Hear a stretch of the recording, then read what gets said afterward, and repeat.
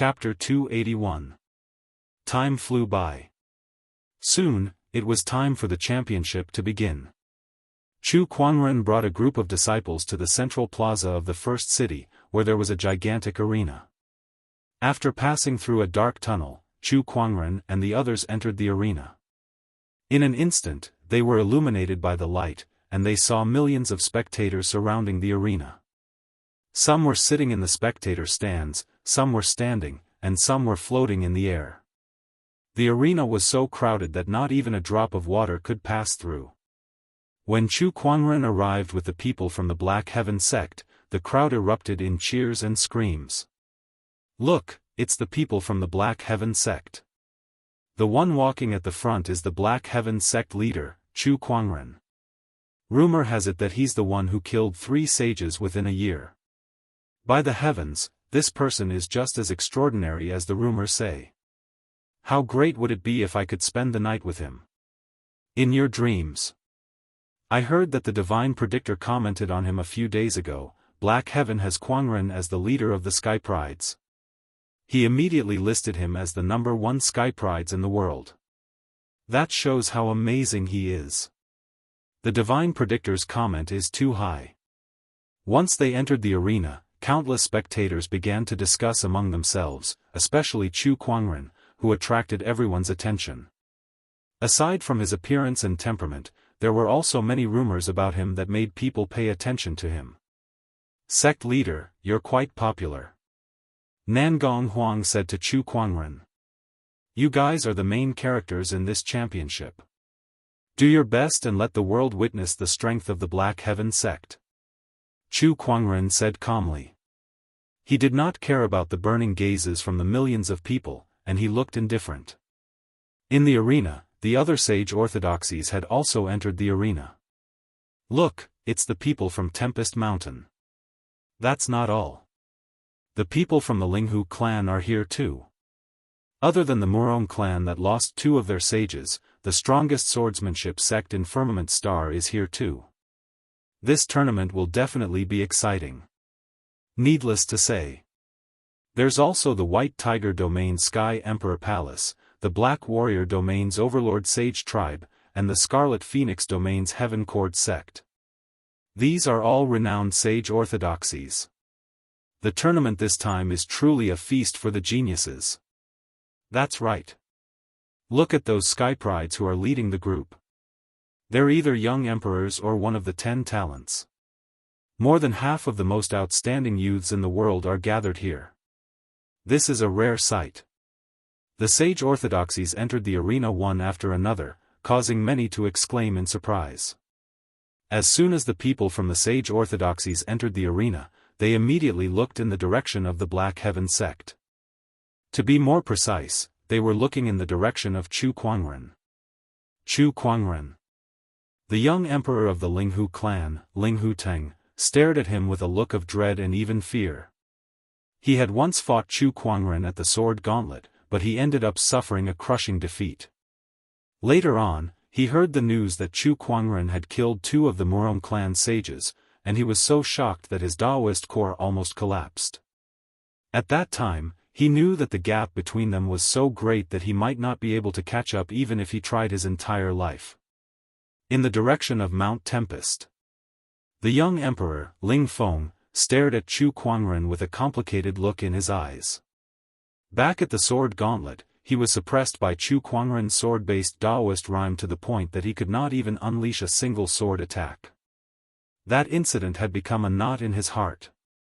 Later on, when he heard about Chu Kuangren's deeds, he suddenly realized that he, the so-called sword lunatic, was not even worth mentioning. What Chu Kuangren had done was the true definition of madness. Besides Linghu Teng and Ling Feng, many other Sky Prides were also carefully observing Chu Kuangren. They were too curious about this person. Everyone was a Sky Pride, so why was he so outstanding? Not only did he become a sect leader, he killed a sage, and he even got the godly phoenix to acknowledge him as its master. His name was known throughout the world, and he completely outshone everyone else. Among these people, there were some whose eyes were filled with jealousy, some who were unwilling, and some who were eager to give it a try. In the direction of the Overlord Sage tribe, Bachelor Sage Chang Yuan gasped when he saw Lil Red on Chu Kuangren's shoulder. It's him.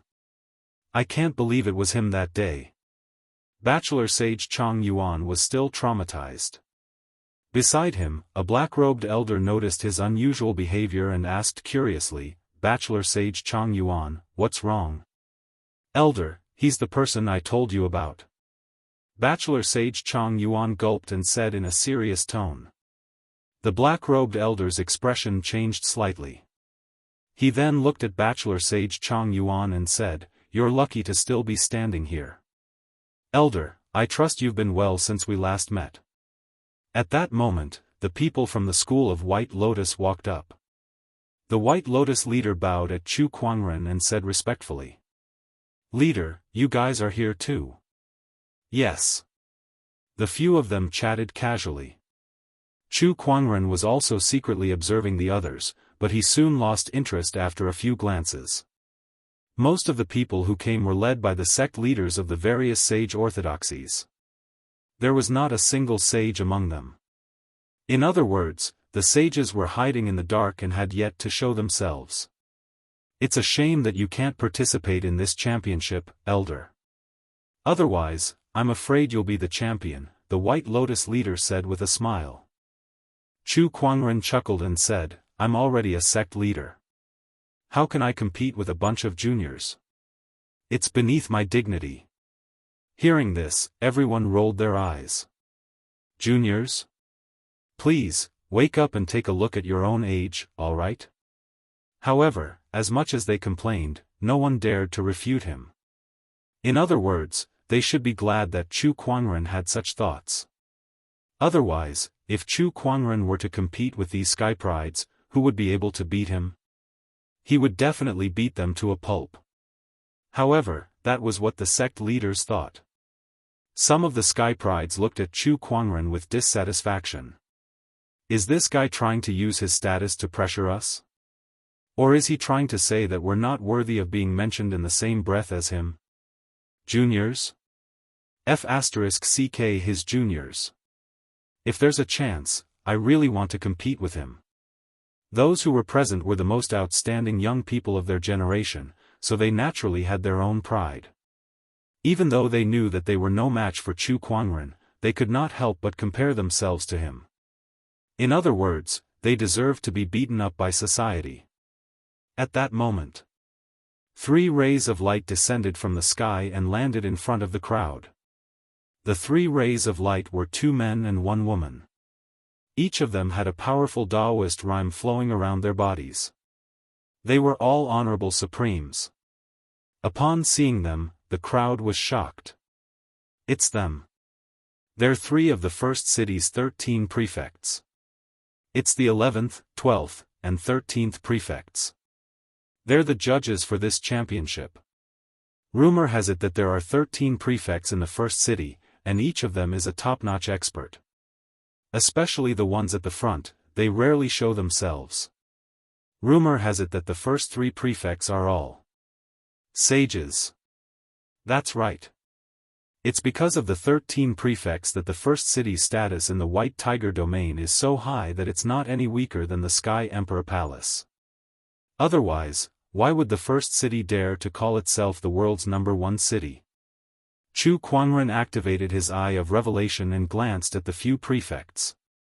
The woman was the 11th prefect, and the 2 men were the 12th and 13th prefects.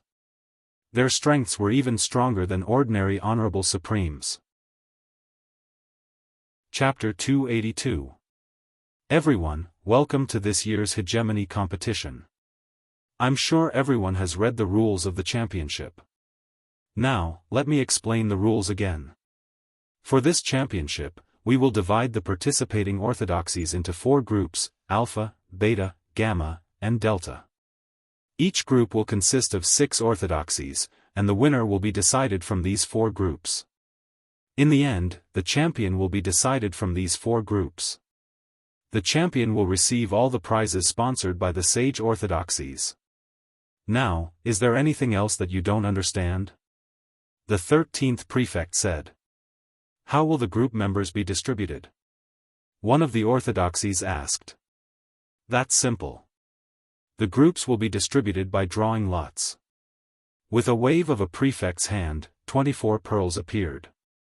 Now, please send one person from each orthodoxy to collect one pearl. Everyone then sent their people forward.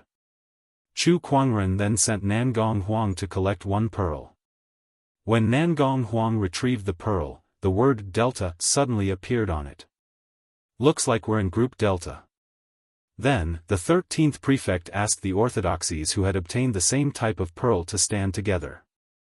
Chu Kuangren glanced at them and realized that they were also in Group Delta. They were the Thunder Falcon tribe, the Linghu clan, the Heaven Cord sect, the Daoist school of dedication, and the Eight-Wind Palace. In other words, the Black Heaven sect had to defeat these 5 sage orthodoxies to enter the semi-finals. Oh my, what luck! I can't believe there are 2 sects that have a grudge against us in one group. Murong Xian glanced in the direction of the Thunder Falcon tribe and the Linghu clan. They were also observing them with intense hostility. Now, everyone in Group Delta, please stay where you are. The other 3 groups shall return to the spectators' platform, the 13th prefect said. Chu Kuangren returned to the spectators' platform and looked at the arena. All he saw was a prefect taking out a giant golden bell and placing it on the ground. A mysterious Daoist rhyme swirled around the golden bell. Chu Kuangren took a glance at it and immediately knew that it was a rare sage weapon. This is the first segment of the championship, striking the golden bell. Now, all orthodoxies in Group Delta will send out 2 people to attack the golden bell. Once the bell rings, 1 point will be awarded, 2 points will be awarded, and so on. The 13th prefect said to the crowd.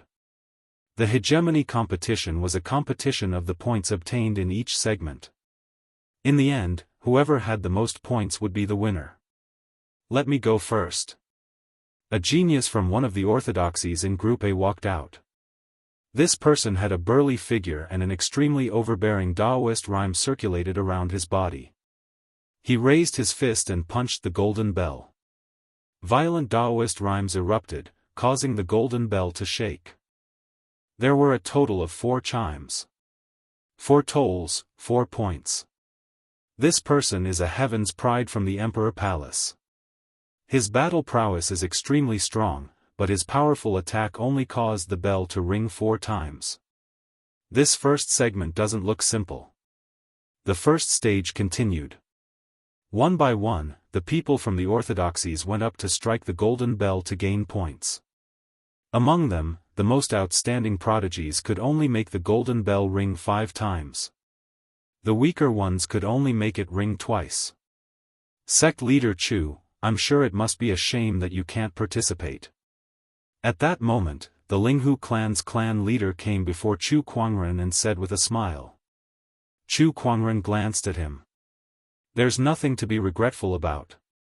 It's beneath me to compare myself to a bunch of juniors. But sect leader Chu can't participate. Do you think these people from the Black Heaven sect can make it to the end? I don't think they can even stand out in the group stage. The Linghu clan's clan leader laughed. Oh, can I take that to mean that the Linghu clan is looking down on the disciples of the Black Heaven sect? Chu Kuangren smiled and stared at the Linghu clan's clan leader.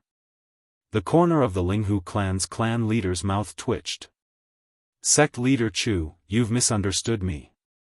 That's not what I meant. However, I believe that many people from the orthodoxies here are thinking the same thing. The Linghu clan's clan leader was right. The most feared person in the Black Heaven sect was Chu Kuangren. Disciples like Nangong Huang and Murong Xian were nothing to them. It would be difficult for these people to win the championship. Then let them open their eyes wide and take a good look at the glory of the Black Heaven sect. Chu Kuangren said. The Linghu clan's clan leader took a good look at him, wondering where his confidence came from. He glanced at Nangong Huang and the others. No matter how he looked at it, it was impossible for these people to win the championship. Then we shall wait and see, the Linghu clan's clan leader said. Soon, the participants of the three groups were done with their tests. It was Group Delta's turn. The first to go up was the young emperor of the Linghu clan, Linghu Teng. He walked up to the golden bell and swung his long sword. Dong dong dong, 5 consecutive rings of the bell rang. This was already the best result so far.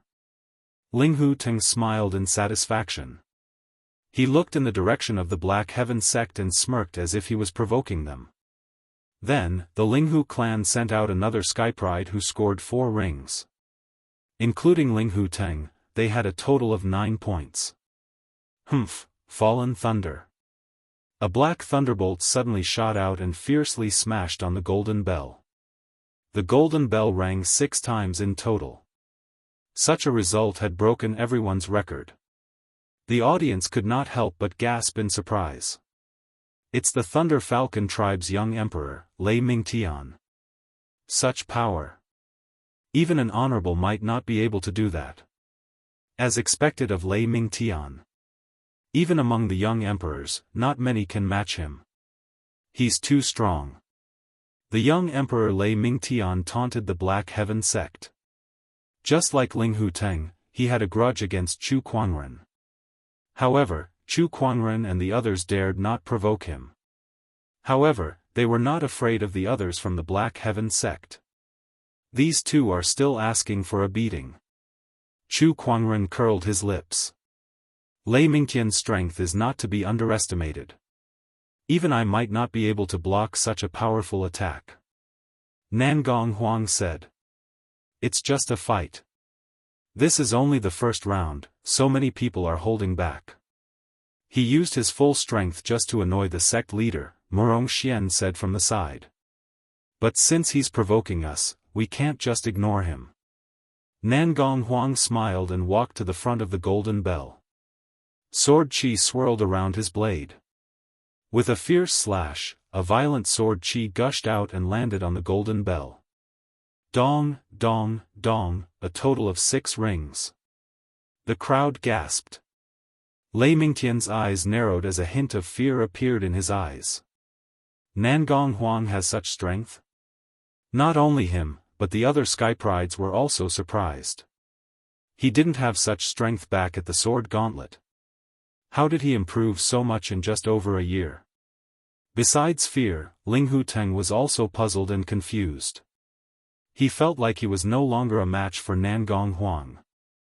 Nangong Huang kept his sword in his spiritual mound. Then, he looked in the direction of the Linghu clan and the Thunder Falcon tribe and smirked. Not only does the Black Heaven sect have a sect leader, but I, Nangong Huang, also have a young emperor. Nangong Huang felt extremely comfortable when he heard that. All this while, Chu Quanren had always been in the limelight. Now, it was finally his turn to show off. It felt so good. Chapter 283. Nangong Huang was in the limelight. Murong Xian was eager to try too. It's my turn next. Just when he was about to strike the golden bell, Chu Quanren stopped him. Stand down. Let Lil Bing strike the bell. What? Everyone looked at each other when they heard that. Lil Bing? Everyone looked at the petite maid behind Chu Quanren and was shocked. They stared at Chu Quanren with a, "Are you kidding me?" expression. Even Lil Bing was a little confused. Me? She looked at Chu Quanren and pointed at herself. Yes, go ahead. Sect leader, isn't this a little too hasty? Lil Bing is only at the Paradise Realm. Won't we be making a fool out of ourselves if we let her go? Murong Xian said. Just let her go. Chu Quanren smiled. Lil Bing hesitated for a while before she nodded and slowly walked towards the golden bell. Everyone's eyes were on her. It was her first time encountering such a situation, so she was a little nervous. She looked around before she came to the 3 prefects and said cautiously, "Greetings, Black Heaven Sect's Outer Sect Disciple, Lil Bing." Outer Sect Disciple? Everyone apart from the Black Heaven Sect was dumbfounded when they heard that. They looked at Lil Bing in disbelief. After all, the great orthodoxies were not the elites of their orthodoxies. They were all Daoists. How could an outer sect disciple participate in the championship? It can't be. Even an outer sect disciple is here to join in the fun? Is there no one else in the Black Heaven sect other than Chu Kuangren? What the hell are they doing by sending an outer sect disciple to participate in the championship? Outer sect disciple? Can she even strike the golden bell? I don't think she can even make a sound. Is the Black Heaven sect taking this championship seriously? Everyone was not optimistic about Lil Bing. When the golden bell was struck previously, the weakest cultivator was at the Battle Monarch realm. How strong could an outer sect disciple be? Everyone treated this as a joke. Are you really an outer sect disciple? The 13th prefect looked at Lil Bing and asked with a frown. Yes. Lil Bing nodded. She was already an outer disciple when she was chosen to serve Chu Kuangren. Although she could have become a true disciple a long time ago with her strength, she had not been promoted for the past few years. From her point of view, becoming a true disciple or even a Daoist was not as good as staying by Chu Kuangren's side, even if she could only be a servant. Sect leader Chu, you'd better explain yourself. What do you mean by this? Are you treating this competition as a game? The 13th prefect looked at Chu Kuangren and asked in a deep voice. The first city had organized this geniuses supremacy competition and all the participants were renowned sky prides, Daoists and even young emperors. To the 13th prefect, Chu Kuangren sending an outer sect disciple into the arena was a form of disrespect to the first city. It was a form of provocation. What's wrong? The rules only state that sect leaders can't participate. Which rule says that outer sect disciples can't participate? Chu Kuangren raised an eyebrow and retorted. You. The 13th prefect was rendered speechless. He scoffed coldly and said to Lil Bing, you may begin then.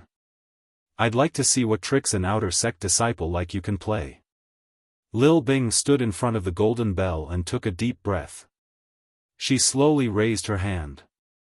A mysterious golden rune appeared on her arm. Then, the surrounding spiritual qi, like rivers flowing into the ocean, continuously gathered towards the golden rune on Lil Bing's arm. A golden sword shadow appeared out of thin air in front of Lil Bing, emitting a terrifying aura that was comparable to an honorable's. Everyone's expression changed when they saw that. Rune, it's the power of runes. No wonder Chu Kuangren sent her into the arena. So that's how it is. But judging from her aura, she's only comparable to an ordinary honorable. She can only unleash 3 chants at most. Something's not right. The sect leaders of the various great orthodoxies frowned.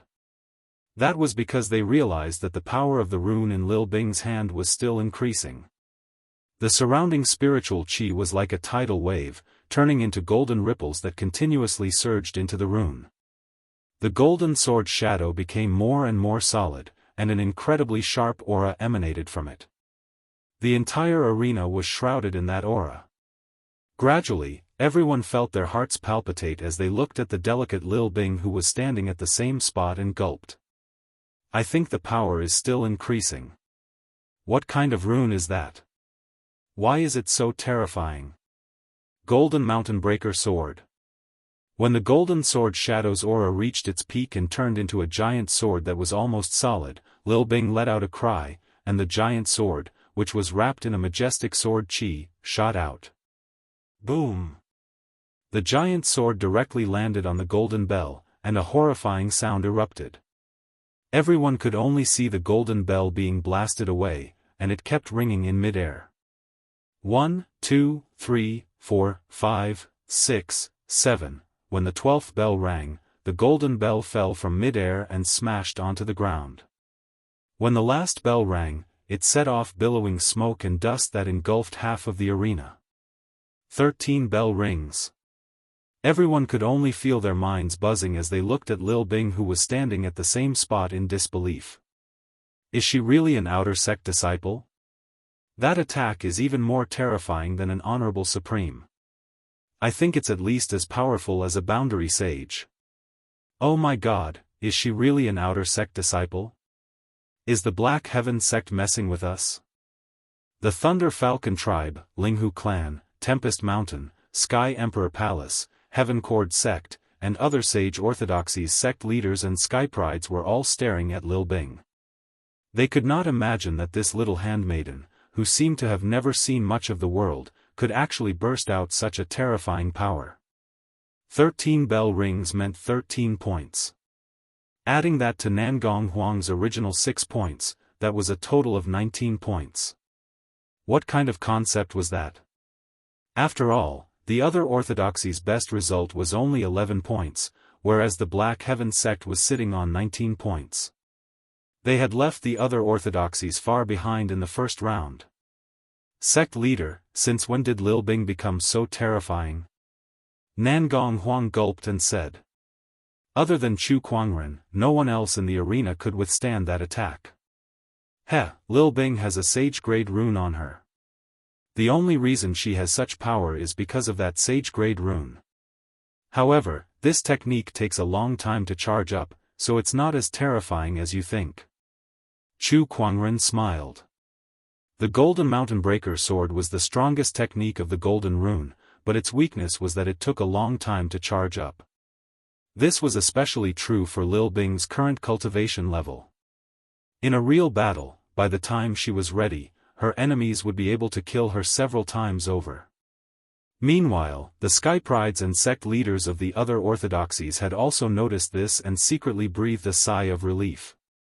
If Lil Bing could use that technique as she pleased, it would be too disadvantageous for them. No wonder Chu Kuangren let her fight. Striking the golden bell isn't a real battle, and since it won't move, it's perfect for her to unleash the full potential of that technique. The sect leaders and Sky Prides of the orthodoxies thought to themselves. With that, the first round had ended. The Black Heaven sect had taken first place with an absolute advantage of 19 points. Chapter 284. Lil Bing had shocked everyone with a single sage-grade rune. When she returned, the group of Daoists quickly surrounded her and showered her with compliments, leaving Lil Bing at a loss. Lil Bing, you did well. Chu Kuangren smiled. Thank you for the compliment, master. I did what I should. You must have used up a lot of energy after using the Golden Mountain Shattering Sword. Go and rest for a while, Chu Kuangren said. All right. Next was the second segment of the group stage. Above the arena, a gigantic pagoda appeared out of thin air. Then, an image appeared in front of everyone. In the image, there were many ferocious-looking beasts roaring, and the entire tower was filled with violent ferocious qi. Chu Kuangren noticed that the beasts in the image varied in strength, and their bodies were formed from spiritual qi, similar to his sword qi clones. They were probably the product of some restrictive spell. This pagoda is called the Beast Summoner Pagoda. Inside the pagoda, there are 100 beasts formed by a spell that gathers spiritual energy. These beasts are divided into 4 levels, namely the Battle Monarch, Honorable, and Supreme Honorable. The orthodoxies in each group will pick 2 geniuses, and they will take turns to enter the beast summoning tower with the geniuses of the other orthodoxies. Defeating a Battle Monarch beast will earn you 1 point, an Honorable beast will earn you 2 points, an Honorable beast will earn you 4 points, and a Supreme Honorable beast will earn you 10 points. As for the order of entering the Beast Summoner Pagoda, it will be decided by drawing lots. Before entering, you can choose the number of beasts you wish to challenge. Each person can only enter the Beast Summoner Pagoda 3 times. The 13th prefect said. Then, the orthodoxies from Group A started first. The crowd watched as the Sky Prides from each orthodoxy entered the Beast Summoner Pagoda one after another to fight the beasts and earn points. This segment was terrifying. Among the 100 beasts, there were 60 Battle Monarchs, 35 Honorables, 4 Honorables, and 1 Supreme Honorable. Most of the Daoists from the sage orthodoxies were only at the Paradise Realm and Battle Monarch Realm. They might not even be able to defeat the lowest level beasts in the Beast Summoner Pagoda. Only the young emperors from the sage orthodoxies who had the combat strength of honorables or honorables could achieve good results in the Beast Summoner Pagoda. Look, what a powerful force. F***ck me. That's the young emperor of the Overlord Sage tribe, Chang Tian, the most promising skypride to become an emperor. He's so strong. The Venerable One can't even last one move against him. Cries of surprise suddenly rang out from the crowd. In the image of the Beast Summoning Tower, there was an arrogant young man dressed in a green robe killing everything in his path. Every punch and every kick had the power to shake mountains and rivers. Purple energy surrounded his body, flowing with a terrifying and domineering Daoist rhyme. Once a battle monarch or even a venerable realm beast was hit by it, it would immediately turn into spirit chi and dissipate. Even a supreme being would not be able to withstand more than a few moves from him. This fellow's strength is terrifying. Nangong Huang said solemnly. This man is rumored to possess 3 primordial emperor's essences, the most promising one to become an emperor, the Overlord Sage tribe's genius, Chang Tian. I heard that this person also has the rare purple blood tyrant body of the Tyrant Body clan. This is the rumored supreme Tao body. Murong Xian added on. Upon hearing that, Chu Kuangren's interest was piqued. He watched Chang Tian's battle with a strange expression on his face. That's it? That's it? This is the most promising skypride to become an emperor? Forget it, I must be asking for too much. I should be more objective. This person's strength is one of the best among the younger generation, and he even has a supreme Tao body. Becoming a sage shouldn't be a problem for him. Chu Kuangren felt that he should not always use his own standards to measure others. After all, not everyone had cheats like him. Chang Tian's strength was indeed not bad. He was the 4th person to enter the Beast Summoning Tower, and he chose to challenge 50 beasts. There were even 4 supreme beings and 1 supreme being level demonic beast among them, and he had actually taken care of all of them. His unparalleled strength amazed everyone at the scene. The Overlord Sage tribe's leader was even more delighted. Everyone at the scene looked at the murderous young Emperor Chang Tian who walked out of the Beast Summoning Tower with a fearsome look in their eyes. This person is definitely a formidable foe. His combat strength is not to be underestimated. When Chang Tian walked out of the Beast Summoning Tower, his tiger-like gaze swept across the skyprides at the scene. All the skyprides who met his gaze could not help but be intimidated by his aura and subconsciously took 2 steps back. A gathering of skyprides? It's nothing much. Chang Tian sneered with an arrogant attitude. Then, he looked at Chu Kuangren at the skybox with battle intent in his eyes. In this world, perhaps only you are worthy to be mentioned in the same breath as me. Chu Kuangren was stunned at that. He then turned to Lan Yu beside him and asked, was he talking to me just now? Master, I think so. Can't youngsters nowadays have some self-awareness? Do they really think they can be mentioned in the same breath as me just because they have some talent? He shook his head as if he was lamenting the degeneration of the world. Chang Tian frowned at that and said coldly, what? Do you think I'm not worthy to be mentioned in the same breath as you? He took a step forward and an incredibly powerful aura erupted from his body. Surges of purple chi surrounded him and charged towards Chu Kuangren. At that moment, a figure suddenly appeared in front of Chang Tian. Stop! Don't be rude. It was the Overlord Sage tribe leader. Compared to Chang Tian, the Overlord Sage tribe leader was much calmer. Naturally, he knew that provoking Chu Kuangren would not do the Overlord Sage tribe any good. Seeing that the Overlord Sage tribe leader had arrived, Chang Tian had to give him some face. Hence, he slowly retracted his aura. The Overlord Sage tribe leader smiled at Chu Kuangren. Chang Tian is an arrogant person. If he has offended you, please forgive him, sect leader Chu. Overlord Sage Tribe Leader, your tribe members are not very well-mannered. If you don't know how to discipline them, I don't mind helping you. It's simple, just give them a beating in this situation. Chu Kuangren fiddled with his fingers and smiled. The Overlord Sage frowned at that. I'll handle this myself. There's no need to trouble yourself, Sect Leader Chu. Although the Overlord Sage Tribe Leader was furious, he did not want to have any conflict with Chu Kuangren. Instead, it was Chang Tian who snorted coldly at that. You think you're worthy enough to discipline me? We'll see who's the one who's going to fight then. Oh no! The Overlord Sage Tribe Leader's expression changed drastically. As soon as Chang Tian finished speaking, a horrifying giant golden hand that exuded an incomparably majestic aura suddenly soared into the sky. Sage Ruler Technique, Giant Palm of Exorcism. Brilliant Heaven-Shaking Fist. The Overlord Sage Tribe Leader hurriedly activated his Sage Technique and unleashed a black fist.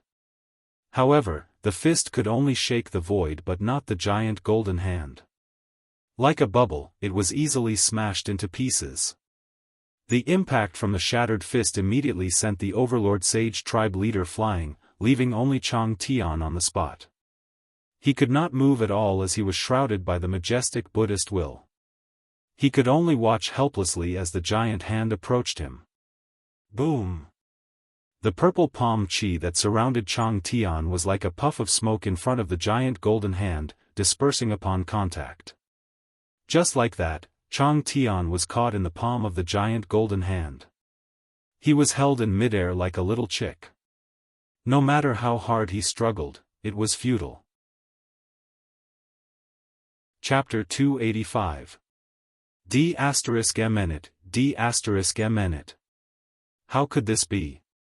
Chang Tian channeled his spiritual power to activate his purple-blooded overlord physique. It was a supreme Daoist physique with terrifying power. In the past, no matter who he encountered, he would always be able to suppress even an honorable supreme with this Daoist physique. However, his Daoist physique had failed today. No matter how much he channeled his purple-blooded overlord physique or channeled his spiritual power, he could not move the golden palm at all. Not even your sage dares to speak to me like this, yet a mere young emperor like you dares to talk to me like this? Chu Kuangren said indifferently. Chu Kuangren, let go of me. Let go? Sure. Chu Kuangren casually waved his hand, and with a wave of his golden hand, Chang Tian was tossed out like a pebble. Chang Tian's figure was sent flying like a cannonball, stirring up waves of air around him. He tried to channel his spiritual power to stabilize his body, but he realized that the force on his body was too terrifying. No matter what he did, he could not get rid of that force. Just as he was about to smash into the walls of the arena and be smashed into pieces, a gentle force suddenly formed an air cushion behind him and caught him firmly. Brother Chu, don't you think you're a little too cruel? A man's voice suddenly rang out from the void. Yo, this voice sounds familiar. Chu Kuangren rubbed his chin and pondered for a while. Then, he suddenly realized something and said, the person who severed his own arm in Frost Valley. That voice sounded a little angry, but before it could finish, Chu Kuangren raised his hand and unleashed a palm attack on the void. Boom! The wind and clouds surged in all directions, and the void was almost distorted. A black-robed middle-aged man appeared. This man exuded a sage Daoist rhyme, and his aura was incredibly powerful. However, this sage's expression was extremely ugly. This man was the Overlord Sage Tribe Sage who was forced by Chu Kuangren to sever his own arm in Frost Valley, Grey Grill Sage. Grey Grill Sage stared at Chu Kuangren and said, Chu Kuangren, don't you think you're being a little too overbearing by attacking without a word? You're talking to me in such a secretive manner. I should be the one asking you if you have any respect for me. Chu Kuangren said coldly. Hearing this, the Grey Grill Sage was speechless. He believed that if he dared to say no, Chu Kuangren would not let the matter rest so easily. Thinking back to the time when he was forced to cut off one of his arms in the clear Frost Valley, the arm that he had painstakingly reattached could not help but ache dully. Chu Kuangren, this is the first city, and the competition is still ongoing. How about we both take a step back and let this matter rest? What do you say? The Grey Grill sage had no choice but to give in to Chu Kuangren since his young emperor was being tortured and forced to show himself. However, the Grey Grill sage still did not want to clash with Chu Kuangren, so he could only give in. Fellow Daoist Chu, you still have to compete. Please stop. The 3 referees of the hegemony tournament also started to persuade him. It's not that I'm unreasonable, but as the Black Heaven sect leader, I can't just ignore the fact that a junior has offended me, can I? Chu Kuangren said slowly. Everyone looked at the sky. Everything started because he provoked Chu Kuangren. Now, it was up to him to make Chu Kuangren stop. Chang Tian's expression kept changing, and he was so angry that his face twitched. Give in to Chu Kuangren and continue with the competition. A real man knows when to yield. Don't ruin the big picture just because of a moment of anger. The Grey Grill sage's voice echoed in Chang Tian's ears. He took a deep breath and said, Fellow Daoist Chu, what did you just call me? Chu Kuangren said indifferently, the word fellow Daoist is used to describe cultivators of the same level. Are you and I equal in status? In the face of Chu Kuangren's aggressiveness, the Grey Grill sage could only suppress his anger. Sect leader Chu, I apologize for offending you just now. Please forgive my recklessness, sect leader Chu. You put it nicely, but deep down, you probably want to cut me into 1,000 pieces. But that's fine, you can only think about it in your heart. Chu Kuangren smiled and then ignored the Grey Grill sage. Seeing that the matter was over, the crowd heaved a sigh of relief. If Chu Kuangren really wanted to cause trouble, unless all the sages behind the orthodoxies joined forces, who could stop him? Alright, let the competition continue. The 13th prefect said. The crowd had yet to recover from the shock. The strength that Chu Kuangren had shown them was too terrifying. A casual move from him was enough to crush the strongest young emperor of the Overlord Sage tribe. Even the sages were forced to show themselves, yet they could not do anything to him. Who will be the leader of the Sky Prides? There's a Kuangren in the Black Heaven. I thought this comment was too exaggerated, but now it seems that it's not exaggerated at all. In fact, I can even say that this comment is too low. Young Emperor Chang Tian is the strongest young emperor, yet he couldn't even withstand a single move from Chu Kuangren. Chu Kuangren has completely surpassed the scope of a Sky Pride. He's a monster. This era is destined to belong to him. The audience was in a heated discussion. Even the battles between the Sky Prides were no longer interesting to watch. No matter how outstanding these Sky Prides were, compared to Chu Kuangren, all of them paled in comparison. Everyone stared at Chu Kuangren in awe. Lady Snowflake from the Heaven Cord sect, Jing Nian from the Sky Emperor Palace, and the other heavenly geniuses were even more impressed. This is what a true Sky Pride should be like. Chu Kuangren is truly a dragon among men. Sigh, I was a little angry when he rejected my invitation to play the Guqin with him the other day. It seems that I've overstepped my bounds. Sect leader Chu, you're really impressive. But it's a shame that you can't participate in this championship. Otherwise, the Black Heaven sect would have been crowned the champion. The Overlord tribe leader snorted coldly. What he meant was that since Chu Kuangren did not participate in this championship, the rest of the Black Heaven sect was nothing to be afraid of. After that, he turned around and left without waiting for Chu Kuangren's reply. Nangong Huang, Murong Xian, and the others frowned. We've been underestimated. Murong Xian rubbed his chin and said to Chu Kuangren, Sect leader, let me go later. I can't wait any longer. Alright then. The Beast Summoner Tower needs 2 people. Besides Murong Xian, does anyone else want to go? Nangong Huang was just about to speak. I'll go. A cold voice was heard. Everyone looked at Lan Yu with a shocked expression. Chu Kuangren was surprised too. Lan Yu, you want to go? Yes. Lan Yu nodded. Alright, go ahead then. Chu Kuangren did not reject her. When the few sage orthodoxies from Group A had completed the Beast Summoner Tower's segment, the Beast Summoner Tower flashed and another 100 beasts appeared.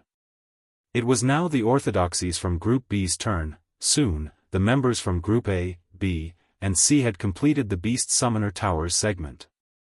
Among the three groups, the orthodoxies with the most points were the Overlord Sage Tribe, Tempest Mountain, and Sky Emperor Palace.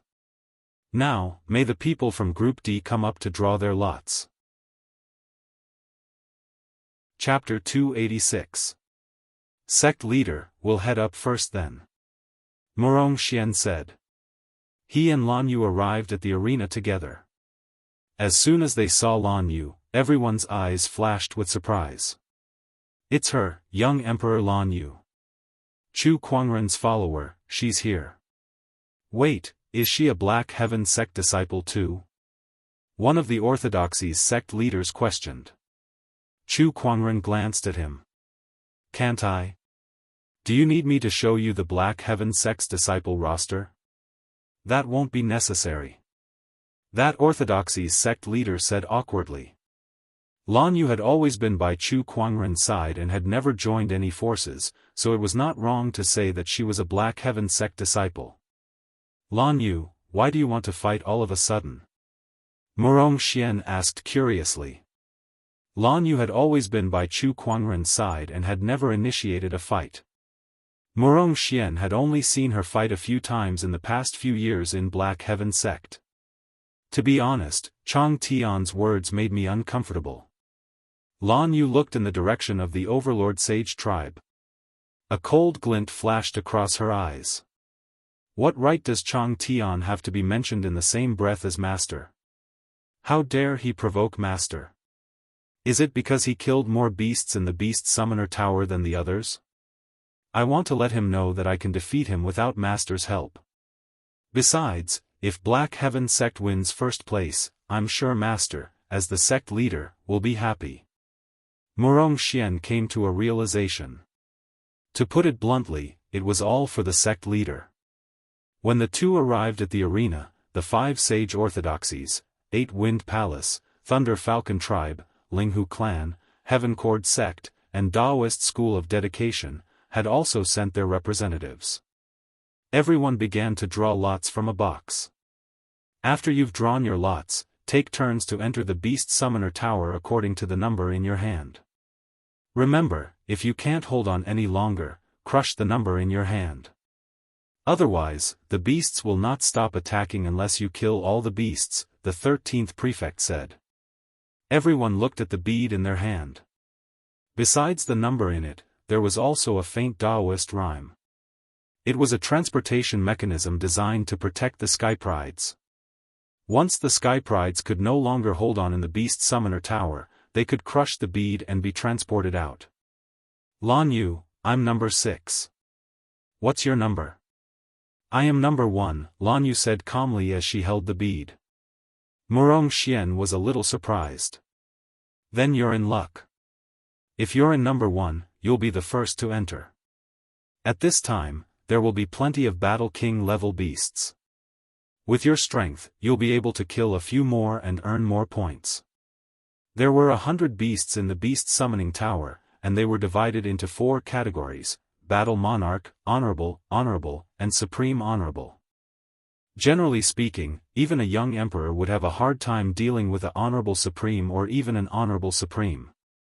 Therefore, the prodigies who participated in this round mainly targeted the Battle Monarch or Venerable level demonic beasts. The later they went in, the more Battle Kings and Venerable demonic beasts would be killed, and they would have to face even more powerful demonic beasts. You're right. I think this round is all about luck, Lan Yu said calmly as he looked at the Beast Summoning Tower. Upon hearing her words, the 13th prefect replied indifferently, rather than relying on luck, the most important thing in this segment is to act according to one's capabilities. Hunt the most demon beasts according to one's abilities. No, I think this round is all about luck. Lan Yu walked to the front of the beast summoning tower and looked at the towering tower before her. She said indifferently, "These 100 beasts are all mine." As soon as he said this, everyone present gasped in shock. What? Did they hear wrongly?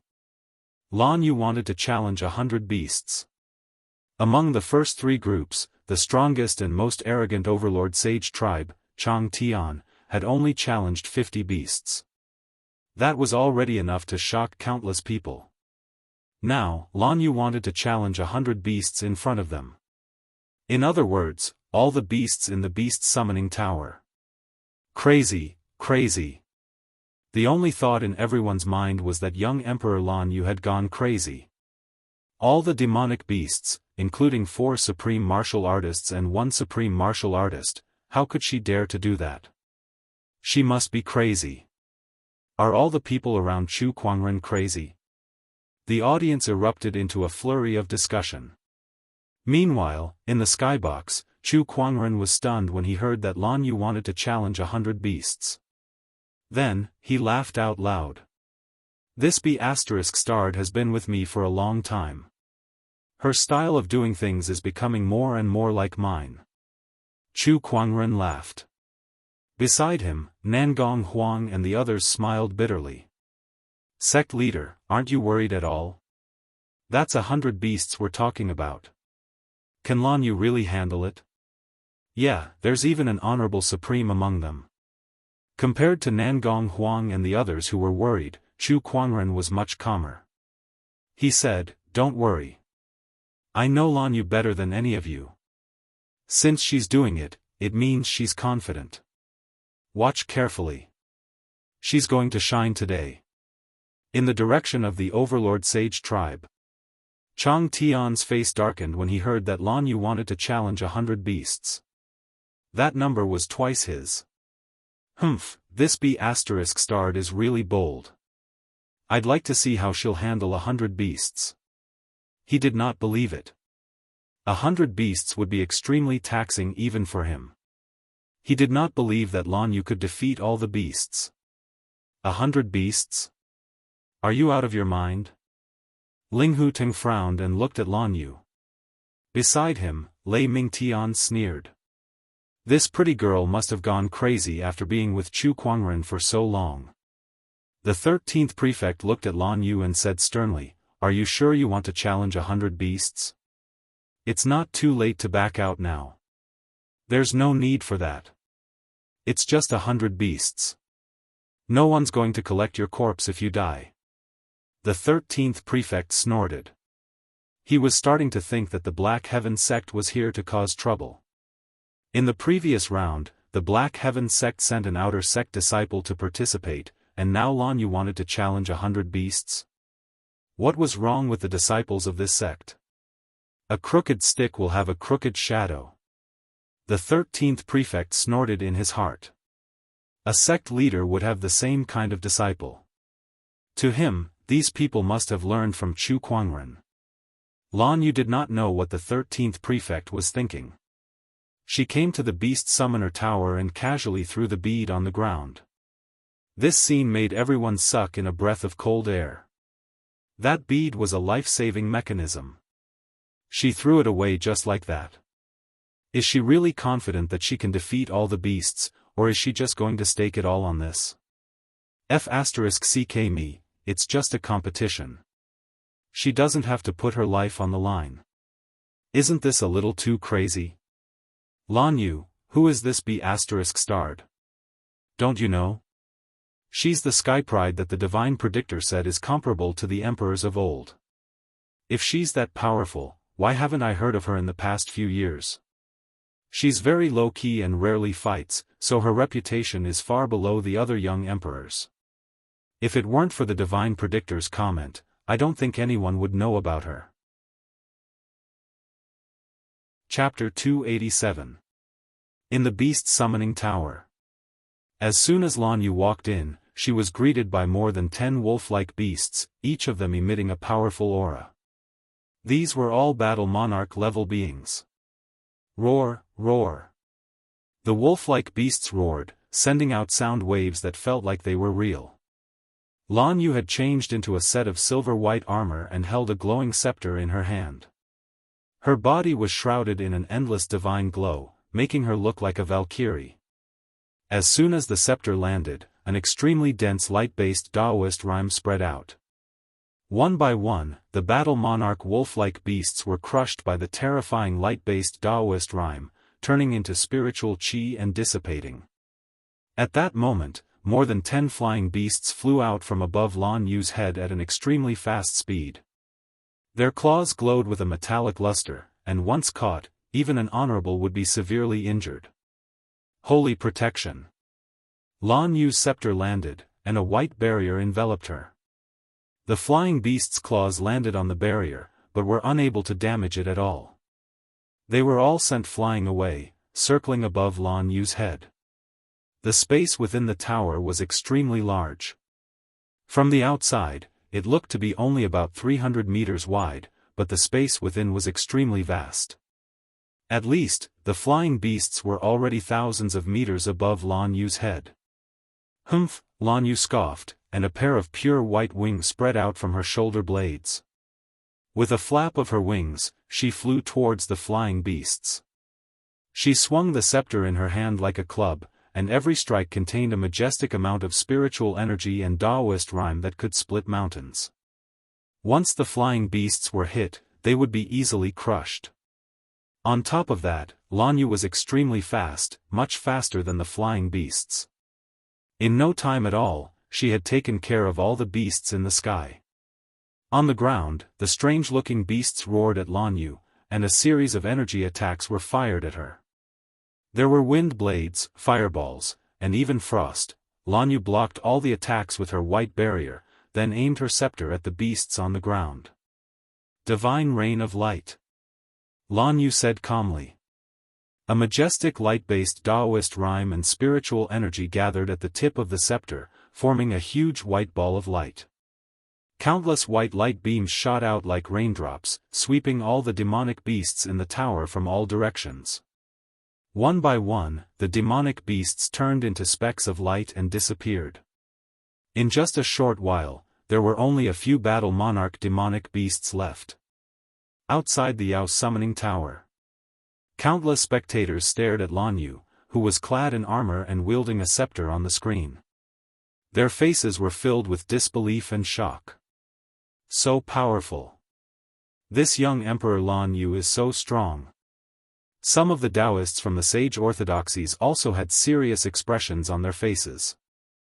The Combat King Realm demonic beasts are more or less settled, but the Honorable Realm, and even Supreme Honorable Realm demonic beasts are the most difficult ones to deal with. It's still too difficult to defeat 100 demonic beasts. That's right. A battle king and a venerable are two different concepts, and they are even more different from a supreme and a supreme. Apart from being difficult to deal with, the amount of spiritual power she has to consume to deal with so many demonic beasts is also inestimable. No matter how pessimistic the spectators were about Lan Yu did not stop attacking inside the beast summoning tower. She flapped her wings and waved her scepter. Rays of Daoist rhymes exploded from her body as she unleashed all sorts of techniques. The monstrous beasts were killed one after another. The terrifying strength of the monstrous beasts shocked everyone watching the battle from the outside. Roar! At that moment, a scorching fireball exploded from not too far away towards Lan Yu. It shattered the light barrier and sent her flying. It's an honorable realm demonic beast has made its move. The crowd looked over. On the screen, there was a demonic beast that looked like a tiger spitting out scorching flames and exuding a murderous aura. Other than this ferocious tiger, there was also a giant black ape, a giant python, and an 8-armed spider. These four were the 4 honorable realm demonic beasts of the beast summoning tower. Lan Yu suffered a blow from the honorable realm demonic beast, causing blood to trickle down the corner of her mouth. She stood up and killed the last honorable realm demonic beast. There were only 5 demonic beasts left in the beast summoning tower, and these 5 demonic beasts were the most terrifying existences in the entire tower. Roar! The black ape was the first to reach Lan Yu. It clasped its hands together and slammed them down on Lan Yu like a heavy hammer. Lan Yu did not dodge. Instead, she raised her left hand and Daoist rhymes gathered in front of her, turning into a white shield with mysterious runes carved on it. This shield's defense was much stronger than the light barrier from before. When the giant ape's attack landed on the shield, not only did it not hurt Lan Yu, it even screamed in pain. White flames burst out of the shield and engulfed the giant ape in the blink of an eye, burning it into a cloud of spiritual energy. Burning light. Lan Yu's eyes turned cold as the shield in her hand dissipated. A large amount of white flames gathered in front of her and turned into 3 dazzling white fireballs that shot towards the remaining 3 honorable realm demonic beasts. The 3 white demonic beasts did not back down and attacked. However, they were still weaker and were burned to ashes by the white flames. The crowd in the beast summoning tower was shocked. What a terrifying technique to be able to instantly kill 3 honorable realm demonic beasts. This Lan Yu is too powerful. Yeah, even the young Emperor Chang Tian is only a so-so. In the skybox, Chu Quanren's eyes were filled with admiration. The sage ruler of light's inheritance is indeed suitable for Lan Yu. With the help of the sacred radiant physique, these techniques will be even more terrifying than the sage ruler of light in the future. Whether it was the holy protection, shield of light, or burning light, these were all sage techniques that Lan Yu had obtained from the scepter of light that belonged to the sage ruler of light. As Lan Yu's strength improved over the years, she could now use these techniques with ease. She rarely fought, so not many people had seen her in action. Now that she had shown in the beast summoning tower, her techniques had amazed the world. There's only one left. Nangong Huang said solemnly. The last one was the strongest honorable supreme in the beast summoning tower. Everyone watched with rapt attention. Inside the beast summoning tower, Lan Yu, who had used her sage techniques consecutively, was exhausted. She half knelt on the ground, her face pale and cold sweat dripping from her forehead. At that moment, a huge blood-red eye suddenly opened at the top of the beast summoning tower. Its pitch-black pupils gurgled, revealing a sinister and evil intent. You're the last demonic beast, right? Lan Yu slowly stood up and looked up at the blood-red eye at the top. Her body emitted a dazzling white light. I've saved this technique just for you. Lan Yu rose into the air and spread her wings. The armor on her body emitted an endless white light, and her silver white hair danced in the wind. She exuded an inviolable holy aura. Countless people who witnessed this scene would never forget it for the rest of their lives. Judgment of light. A white spear formed in Lan Yu's hand and she threw it at the blood-red eye. The blood-red eye seemed to sense a threat. Red light gathered in its eyes, and a red beam of light shot out. This beam of light was extremely terrifying. Even an honorable supreme would be killed by it. The white spear and the red beam of light collided. Red and white energy spread out like lightning. The entire beast summoning tower shook. In the end, the white spear shattered the beam of light and pierced the blood-red eye. The last demonic beast was killed. Lan Yu had won a complete victory against 100 beasts. Chapter 288. 1 against 100, a resounding victory. The strength displayed by Lan Yu amazed every spectator. All the Sky Prides were dumbfounded. The moment Lan Yu walked out of the Beast Summoner Tower, the crowd cheered. That's amazing. That's amazing. Who is she? I recognize her. She's the young Emperor Lan Yu. She was once praised by the Divine Predictor as a peerless beauty who could rival the emperors of old. This strength is really terrifying. My God, she's so strong. Everyone looked at the silhouette in the gorgeous silver armor, their eyes filled with amazement, infatuation, excitement, worship, and other emotions. At that moment, Lan Yu was the center of attention. Lan Yu walked out of the beast summoning tower and walked to the Overlord Sage tribe's camp under the dumbfounded gaze of the crowd of skyprides. She lifted her head to look at the Overlord Sage tribe's patriarch, Chang Tian, and the others who wore a gloomy expression on their faces. The Black Heaven sect will win. She did not say much, but her conviction was unwavering.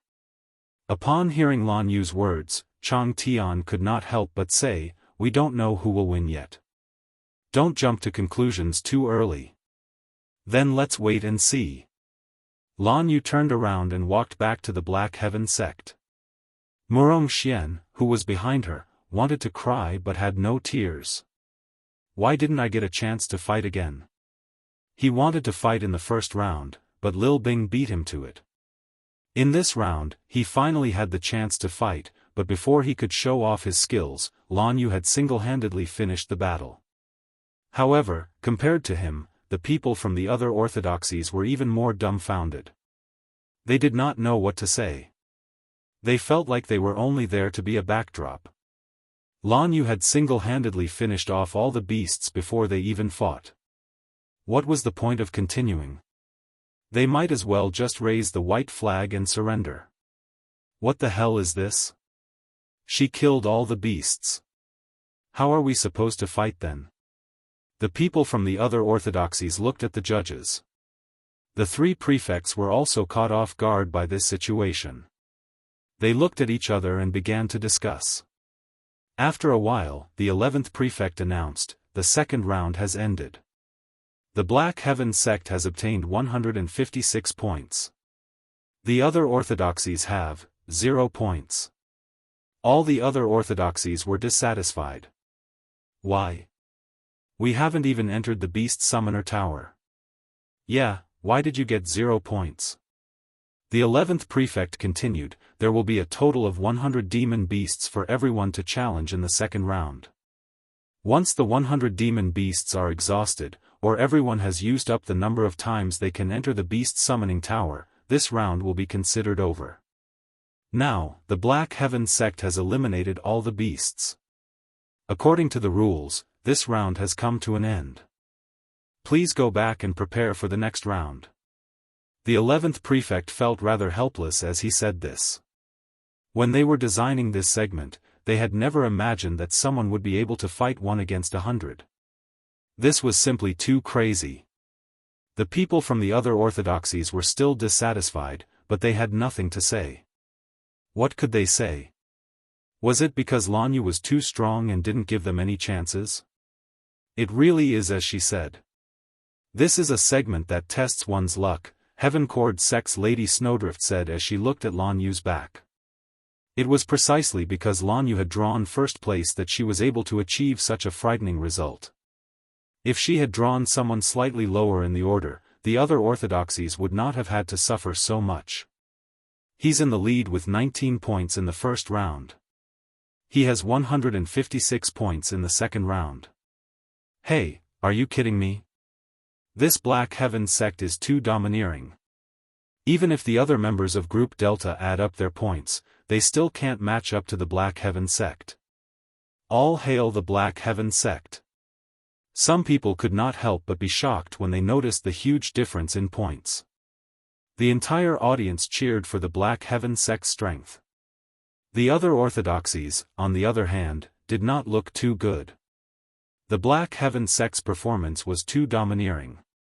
They had accumulated such a terrifying number of points in just 2 rounds. With an absolute advantage, they were far ahead of all the orthodoxies present.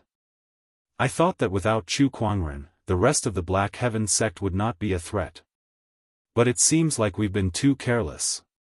Just Lan Yu alone is enough for us to handle. We must give it our all in the next round. By the time the first 2 rounds ended, the sky was already dark. Hence, the third round was scheduled for the next day. Since the third round was a challenge tournament, most of the Sky Prides from the various orthodoxies were studying their opponents that night. Among them, most Sky Prides were studying Lan Yu. The strength that she had displayed in the Beast Summoner Tower was too terrifying. If they did not have a plan to deal with that kind of combat strength, none of the Sky Prides in this championship had the confidence to defeat her. However, no matter how much they studied her, the strength that Lan Yu had displayed still made most of the Sky Prides feel a deep sense of helplessness. The Holy Radiant physique is a supreme Daoist physique. Coupled with those sage techniques that are extremely compatible with her, she's practically invincible. It's too difficult to defeat her. I can only hope that I don't encounter her tomorrow. Inside the Black Heaven sect's residence, Chu Kuangren had summoned Nangong Huang, Murong Xian, and the others. Sect leader, is there anything I can help you with? Nangong Huang asked without beating around the bush. The challenge tournament is tomorrow. I have some information about the Sky Prides in Group 4. Take a look. He took out a jade scroll and handed it over. Nangong Huang took it curiously and read through it. Information about the Sky Prides flooded into his mind, including their cultivation level, cultivation techniques, strengths and weaknesses, weapons, and so on. It was very detailed. Sect leader, where did you get this from? Even the orthodoxies of these Sky Prides might not have such detailed information. After all, which Sky Prides did not have a trump card up their sleeves? They had never revealed this trump card even to their closest friends. However, it was all within Chu Kuangren's grasp now. Don't worry about where I got it from. With this information, it'll be easier for you guys to deal with tomorrow. Take your time to study it. Chu Kuangren said. Where did this information come from? Of course, he was the one who saw it. With his eye of revelation activated, there was no way that these Sky Prides' information could hide from him. With this information in hand, Nangong Huang and the others had a clear understanding of their opponents. Their chances of winning had greatly increased. Congratulations, host. You've drawn the Starlight Grade technique, 9 Deaths Blazing Blood Art. When he woke up in the morning, he happily drew a prize. Chu Kuangren had drawn a Starlight Grade cultivation technique. 9 Deaths Blazing Blood Art? Why does this sound so familiar? Chu Kuangren murmured. Then, he suddenly remembered that he had read about this kind of cultivation method in the ancient books. Rumor had it that this technique was created by a sage more than 10,000 years ago. It could burn one's blood primordial to increase one's combat strength. It was said that the sage's wife was killed by a great sage. In order to take revenge, he did not hesitate to create this technique. Later on, he used this technique and successfully killed a great sage with the strength of an ordinary sage. That was how terrifying this technique was. However, this technique used one's own blood primordial as the price. Hence, once it was used up, one's lifespan would be greatly reduced. In the worst-case scenario, one's blood primordial would be depleted and one would die on the spot. Chapter 289. The 9 Deaths Blazing Blood Art is a great technique. Chu Kuangren's eyes lit up as he recalled the records of the 9 Deaths Blazing Blood Art. The 9 Deaths Blazing Blood Art was a taboo technique for ordinary cultivators, but it was a great help to him. Burning one's life force? The other cultivators' expressions changed at the mention of it, but to Chu Kuangren, who had the immortal body, it was a piece of cake. He could burn it however he wanted. If he could burn it to death, he would lose. Without another word, Chu Kuangren immediately extracted the technique and absorbed a large amount of the profound knowledge related to this technique in an instant. I'll give it a try next time. Chu Kuangren smirked. He was not in a hurry to use it. It was the second day of the championship. The third segment had begun. Early in the morning, the auditorium was already filled to the brim. There were also many cultivators flying in the sky. It was a sea of people. The third segment is about to begin. I wonder what's going to happen this time. I'm really looking forward to it. Yeah, what happened yesterday was just too shocking. Especially young Emperor Lan Yu's performance, it was just too amazing. The third segment is the arena battle. It'll be a real competition between the Sky Prides. It'll be more exciting. As the crowd waited expectantly, the sky prides from each orthodoxy entered the arena one by one. The Black Heaven sect was one of them. As soon as they entered the arena, many people started chanting Lan Yu's name. It was obvious that Lan Yu had gained a large number of fans the day before after defeating 100 people on her own. Lan Yu, you're famous now. Chu Kuangren teased. Lan Yu remained calm. She did not care. She would become famous sooner or later as long as she stayed by Chu Kuangren's side. The three prefects appeared in the arena. Today is the third segment of the championship. Each group will send out 2 sky prides. Each group has 6 orthodoxies, which means 12 sky prides will compete. 10 points will be awarded for every win until the final winner is decided. We'll start with Group A now. The 13th prefect said. Soon, the third segment began. Chu Kuangren and the others went to the observation platform to watch the battles. While they were watching, Nangong Huang and the others compared the information Chu Kuangren gave them yesterday with the sky prides who were competing. To their surprise, they realized that the information that Chu Kuangren had given them was shockingly similar to the techniques that these sky prides had displayed. TSK, where did the sect leader get this information from? It's too accurate. Nangong Huang exclaimed. There's nothing to be alarmed about. Sect leader always has some mystical abilities that we don't know about, Murong Xian said as if he was used to it. That's true. They were even more confident about this competition. The geniuses of the other orthodoxies only knew a little about them, but they knew everything about their opponents. This was too great of an advantage. Defeat. A furious roar resounded in the arena. Chang Tian threw a punch, and a violent purple force immediately poured out. The huge force sent his opponent flying on the spot. He defeated his opponent effortlessly. After everything was done, Chang Tian looked in the direction of the Black Heaven sect. His gaze landed on Lan Yu as if he was provoking her. This fellow really doesn't learn his lesson. Chu Kuangren shook his head and said. He's provoking me. There's no need to trouble young master. If we meet in the tournament, I'll deal with him myself. Lan Yu said calmly. All right, I believe you. Chu Kuangren nodded. Besides Chang Tian from the Overlord Sage tribe, there were also sky prides from other sage orthodoxies who performed well. For example, Tempest Mountain's Ling Feng, Sky Emperor Palace's Jing Nian, a young man named Chang Ao, and the Nine Fortune Pavilion's young emperor. These people could be strong opponents for Nangong Huang and the others. It was already the next day when the matches for Group A, Group B, and Group C ended. It was finally Group D's turn for the Black Heaven sect. The Linghu clan, Thunder Falcon tribe, and a few other orthodoxies sent out their respective sky prides.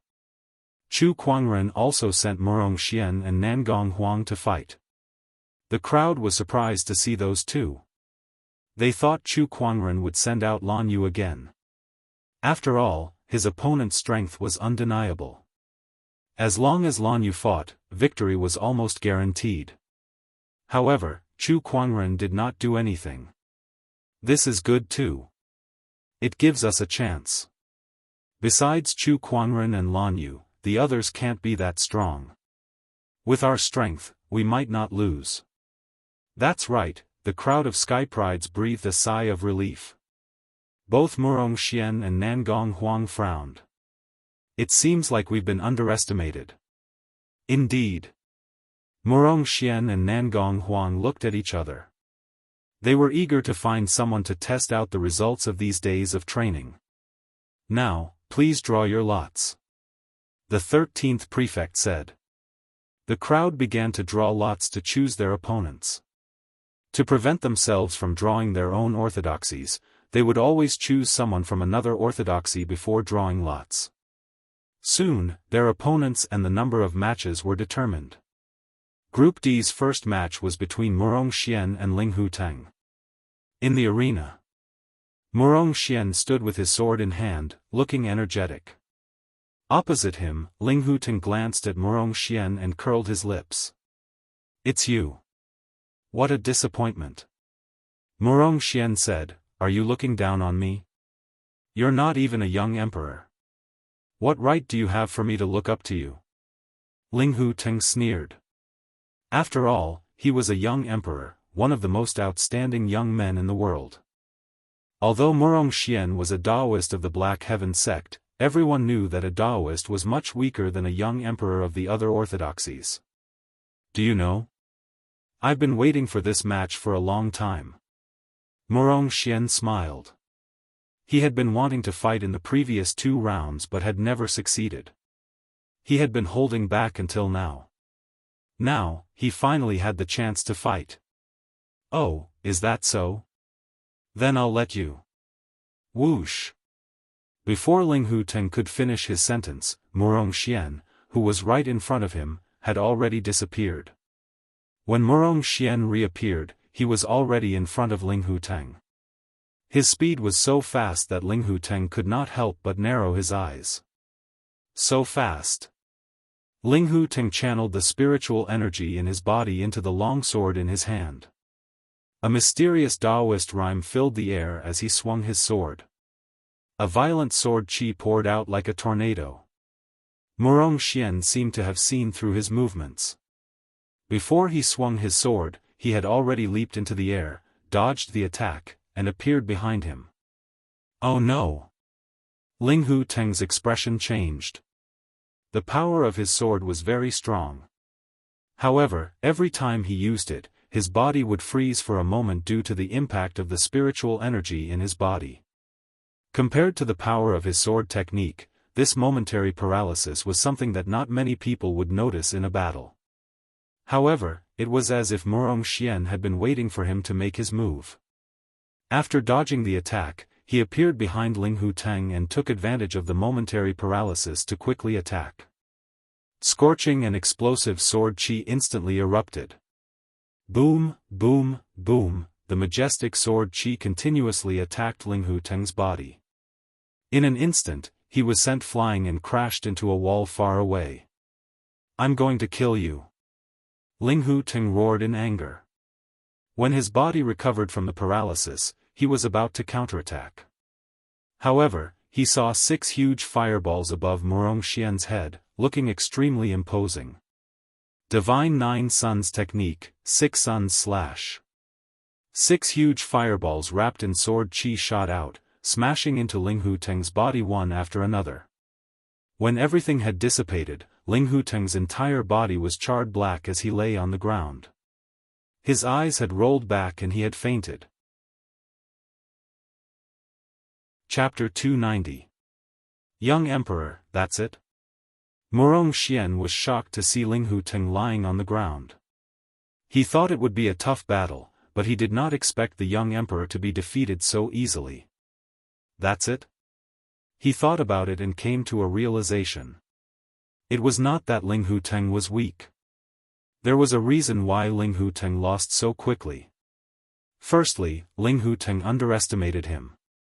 Secondly, with Chu Quanren's help, Murong Xian knew Ling Huteng's strength like the back of his hand. Thirdly, Murong Xian had improved so much in the past few days that his strength was almost on par with Ling Huteng's. When 2 people had similar strength, one underestimated his opponent while the other attacked with full force. One knew nothing about his opponent while the other knew everything about him. It made sense for Ling Huteng to lose so quickly. Murong Xian could understand it, and some of the sect leaders and skyprides could too. However, most of the audience did not. All they saw was Murong Xian's powerful attack and defeat the young Emperor Ling Huteng in the blink of an eye. This kind of terrifying and peerless combat strength caused everyone to exclaim in admiration. "Oh my God, who is this person? He defeated Ling Huteng in just a few moves. How did the Black Heaven sect have such a powerful sky pride? That's too scary. Murong Xian. I know him. I heard that Chu Quanren killed 2 sages in the Murong clan a year ago because of him. Oh my God, the Black Heaven sect was way ahead with 19 points in the first round. In the second round, Lan Yu fought 100 people alone and took all the points.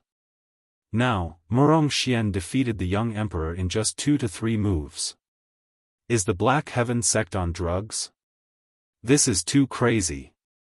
Murong Xian enjoyed the cheers and praises from the crowd. He opened his arms and said, "The Black Heaven sect is the strongest. No one can stop us.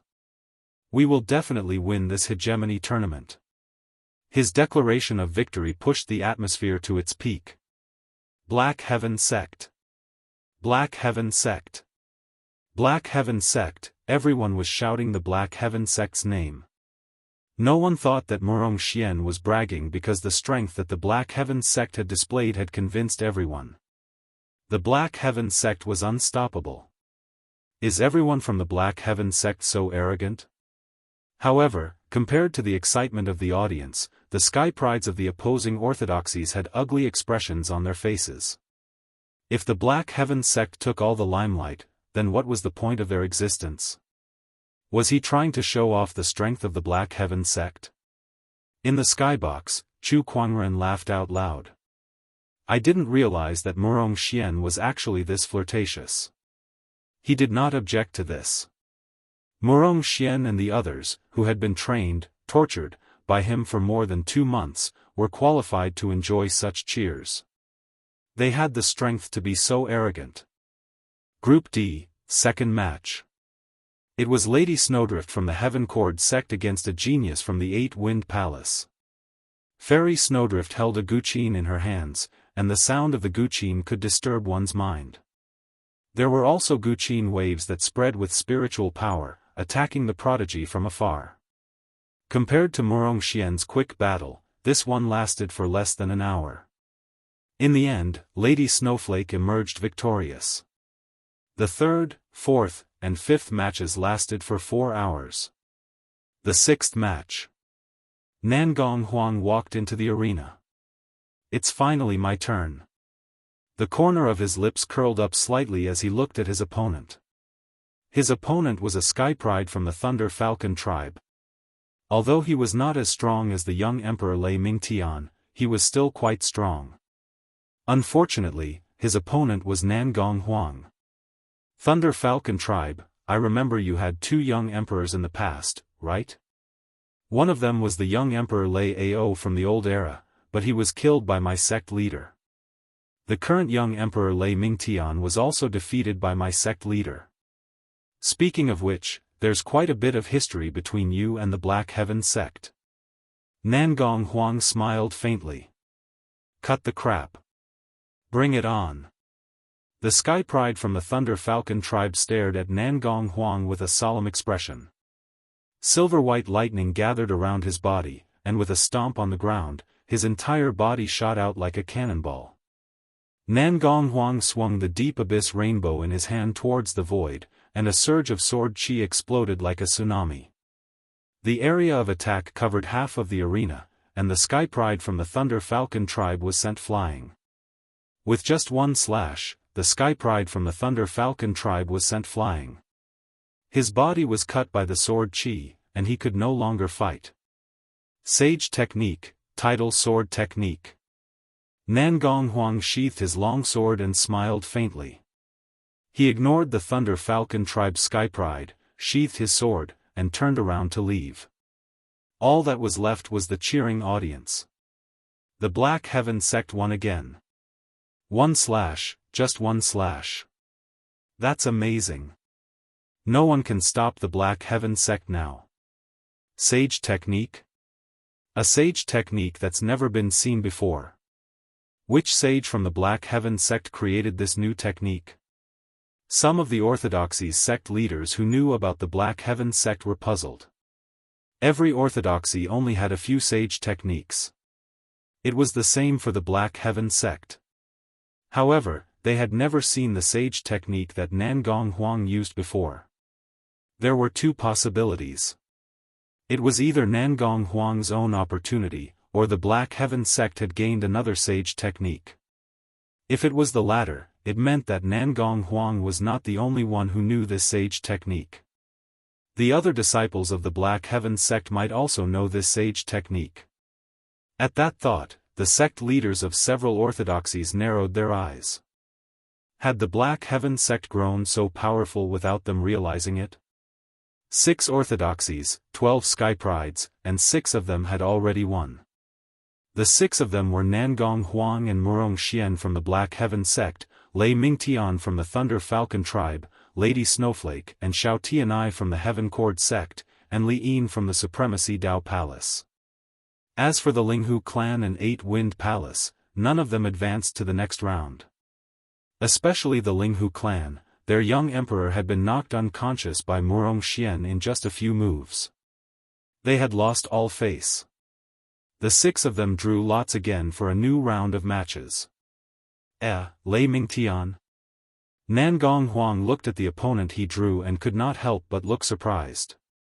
Looks like the Black Heaven sect and the Thunder Falcon tribe are fated to meet each other again. My opponent is Lady Snowflake from the Heaven Cord sect. Tisk, it's quite embarrassing to hit a woman. Murong Xian laughed. Then I hope Brother Murong will go easy on me. Lady Snowflake walked towards Murong Xian and smiled faintly. Not a problem. We're in the first round and it's about to start, Murong Xian said as he noticed the number of matches. Soon, the remaining sky prides left the arena. Murong Xian and Lady Snowflake stood about 10 feet apart from each other. Begin. The judge gave the order. Lady Snowflake immediately took out her guqin and plucked the strings with all 10 fingers. Guqin notes turned into sharp blades that sliced through the air. Heavenly Radiant Sword Technique. Murong Xian growled as his Crimson Sun Daoist physique was activated to its limit. A grand sun phenomenon appeared in the sky. With a slash of his sword, a majestic sword chi wrapped in a brilliant heavenly might slashed towards Lady Snowflake. Wherever it went, the guqin notes and sharp blades were shattered. Lady Snowflake's beautiful eyes widened when she saw this. Her first move was an ultimate move. Is this what you mean by going easy on me? Chapter 291. Lady Snowflake was dumbfounded. However, the sword chi was already approaching her. The terrifying power made her heart palpitate uncontrollably. She plucked the strings of her fingers and a terrifying guqin sound erupted. Ripples appeared in the void as the guqin sound mixed with sharp blades attempted to block Murong Xian's sword chi. However, it was futile. In the end, Lady Snowflake was sent flying by the sword chi. Her clothes were torn apart by the sword chi, revealing large patches of her snow-white skin. The male cultivators at the scene could not help but cry out in excitement. Lady Snowflake was extremely embarrassed. She took out a cloak from her yin and yang ring and draped it over her body to cover her exposed skin. I've lost this match. Lady Snowflake quickly calmed herself down and said. The Black Heaven sect had won another match. The second match of the second round of the third segment. It was Nangong Huang versus Lei Mingtian. Both of them stood in the arena with extremely powerful Daoist rhymes emanating from their bodies, intertwining and colliding in the void. Nangong Huang, I didn't expect your strength to improve to such a level in just over a year. And that Murong Xian is also impressive. Lei Mingtian said calmly. Did you come up here just to praise us? Lei Mingtian's expression darkened.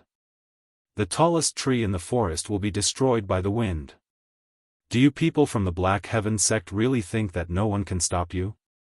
In any case, it won't be you. Nangong Huang took out the saint-level deep pool rainbow and the sword-based Daoist rhymes on his body rose rapidly. Soon, it overpowered Lei Mingtian. Lei Mingtian's expression changed and he attacked first. As he punched out, a violent force of lightning poured out. Tidal Sword Technique. Nangong Huang attacked and his sword chi whistled like a tidal wave. The collision of the two forces caused the ground of the entire arena to tremble. Sand and stones were blown by the wind, and dust billowed. The crowd could only see two silhouettes constantly intertwining and colliding with each other in the sandstorm. Each time they collided, a terrifying shockwave would be created. The force of the collision caused the void to tremble. Boom! At that moment, a silhouette was sent flying out of the dust. Lei Mingtian was slammed into the wall. There was a sword mark from his shoulder to his waist that almost cut him in half. How did Nangong Huang improve so quickly? What have they experienced in the past year? Lei Mingtian was in disbelief. In the smoke and dust, Nangong Huang slowly walked out. He held the deep abyss rainbow in his hand as sword chi danced around his body. The young emperor of the Thunder Falcon tribe? He can't even compare to a clone of the sect master. He was sincere in his words. To others, Lei Mingtian was a powerful young emperor. However, compared to Chu Kuangren, he was not even comparable to a sword chi clone. It sounds absurd, but it is true. Because of this, no matter how much progress Nangong Huang, Murong Xian, and the others had made, they did not dare to be complacent. That was because their sect leader was Chu Kuangren. He was a person that they would work hard for and spend their entire lives chasing after. Compared to Chu Kuangren, this little bit of progress they had made was nothing. Damn it! Upon hearing Chu Kuangren's name, Lei Mingtian became even more enraged. He leaped into the air and reverted to his true form. The silvery white lightning that surrounded his body gradually turned into a crimson-red color, making him even more ferocious and violent. Crimson lightning skyfall. With a long roar, Lei Mingtian flapped his wings and a terrifying crimson lightning descended from the sky like a python towards Nangong Huang. The power of that attack was extremely terrifying. The lightning-based Daoist rhyme that emanated from it made every skypride at the scene shudder. Even Nangong Huang had a solemn look on his face. Yin-yang rotation. Sun and moon shattering. Both of Nangong Huang's eyes were flowing with black and white energy. It was his pinnacle Daoist physique, the yin-yang god eye. With a loud roar, Nangong Huang's eyes spewed out a divine yin-yang light that contained the endless yin-yang rotation Daoist rhyme. The crimson lightning and the divine yin-yang light collided into each other and exploded into a dazzling brilliance. Even the void seemed to be distorted by it. The terrifying shockwave spread out in mid-air. Both Nangong Huang and Lei Mingtian were affected by the recoil of that energy. Nangong Huang was fine since he only suffered minor injuries. However, Lei Mingtian was not so lucky. He was already severely injured by Nangong Huang, and now that he was hit by that shockwave, he fell from midair onto the ground. Damn it, Lei Mingtian struggled to get up and fight again. However, he was sent flying by Nangong Huang's sword chi, and the battle was over. Nangong Huang had won. If we let the Black Heaven sect continue to win like this, the gap between them will only get bigger and bigger. It'll be useless even if they win the following battles. At this point in the competition, who cares about the points anymore? All we care about now is our pride. If we let the Black Heaven sect continue to be so arrogant, our orthodoxies will become a laughing stock. That's right. Even if we can't win, we should at least let the Black Heaven sect have a taste of defeat. The Sky Prides and sect leaders of all the orthodoxies looked at the Black Heaven sect with fear and unwillingness in their eyes. This was especially so for the members of Group Delta. They knew that it would be very difficult for them to stand out in the group stage at this point. The Black Heaven sect was too strong. However, they should at least make them lose once, right? If they allowed the Black Heaven sect to continue like this, wouldn't it make them look too useless as sage orthodoxies? The third match of the second round. It was Shao Tianai from Heaven Cord sect versus Li Yin from Daoist School of Dedication. One of them was a current young emperor while the other was an ancient sky pride who was one of the 10 heroes. Both of them were engaged in an extremely intense battle. Black Emperor indestructible physique. Li Yin activated a unique technique that turned his body pitch black and indestructible. He forcefully withstood Shao Tianya's zither wave attack and arrived in front of him, defeating him with a single punch. What technique is that? It's so powerful. Some of the Sky Prides were shocked. I've heard of it before. That's the Black Emperor Indestructible Physique. It's a body-tempering secret technique of Daoist school of dedication that can turn one's body into a piece of godly metal. It's so powerful that it can even withstand an honorable Supreme's attack. The sect leader of Heaven Cord sect said. Then, he sighed helplessly. 2 Sky Prides from Heaven Cord sect had advanced to the second round, but unfortunately, neither of them made it to the third round. Meanwhile, 2 people from Black Heaven sect had advanced to the second round as well. However, the result was the complete opposite. Both of them advanced to the third round. Now, it's the third round. Since there are 3 people, one of them will have to draw lots. The remaining 2 will fight against each other, and the one who wins will fight against the other to determine the final winner. The 13th prefect said. He took out a box and the 3 of them drew lots. It'd be great if Li Yin had a bye. That way, the 2 from Black Heaven sect could fight each other and he could advance to the final round. One of the Sky Pride said. The others agreed with him. It was not that they had a good impression of Li Yin, but they simply could not bear to see Black Heaven sect being so domineering and embarrassing them. Yo, I got a bye. At that moment, Nangong Huang looked at the bead in his hand. There was nothing on it. Meanwhile, the beads in Murong Xian and Li Yin's hands were engraved with the word battle. F***CK, Black Heaven sect is so lucky. 2 of them advanced to the next round, and now one of them has a bye. Poor Li Yin, he's fighting against 2 people at once. Li Yin's mouth twitched a little. However, he could not blame anyone for being unlucky. Chapter 292. It was the third round of the championship's third segment. Murong Xian vs. Li Yin. Once I defeat you, I'll defeat Nangong Huang. The Black Heaven sect's unstoppable momentum shall end here. Black Emperor Indestructible Physique. Li Yin growled. A powerful surge of energy qi erupted from his body, and a mysterious Daoist rhyme surrounded his body. It then attached itself to the surface of his body and quickly dyed his body black like ink. Murong Xian glanced at him and said, Do you know where Nangong Huang is now? Upon hearing that, Li Yin frowned. He scanned the entire arena but did not see Nangong Huang, nor did he see him in the spectator stands. He's gone back. Murong Xian answered. What do you mean? He's not participating in the tournament? What's there to participate for? If I beat you, it'll just be me and him left. We're both from the Black Heaven sect, so it doesn't matter who wins or loses. Li Yin understood, but he was even more annoyed now. I'd like to see how you're going to break my Black Emperor Indestructible Physique. As he spoke, he charged towards Murong Xian. His violent aura was like an ancient ferocious beast, terrifying to behold. However, Murong Xian's eyes turned cold. He did not retreat, but instead slashed out with his sword.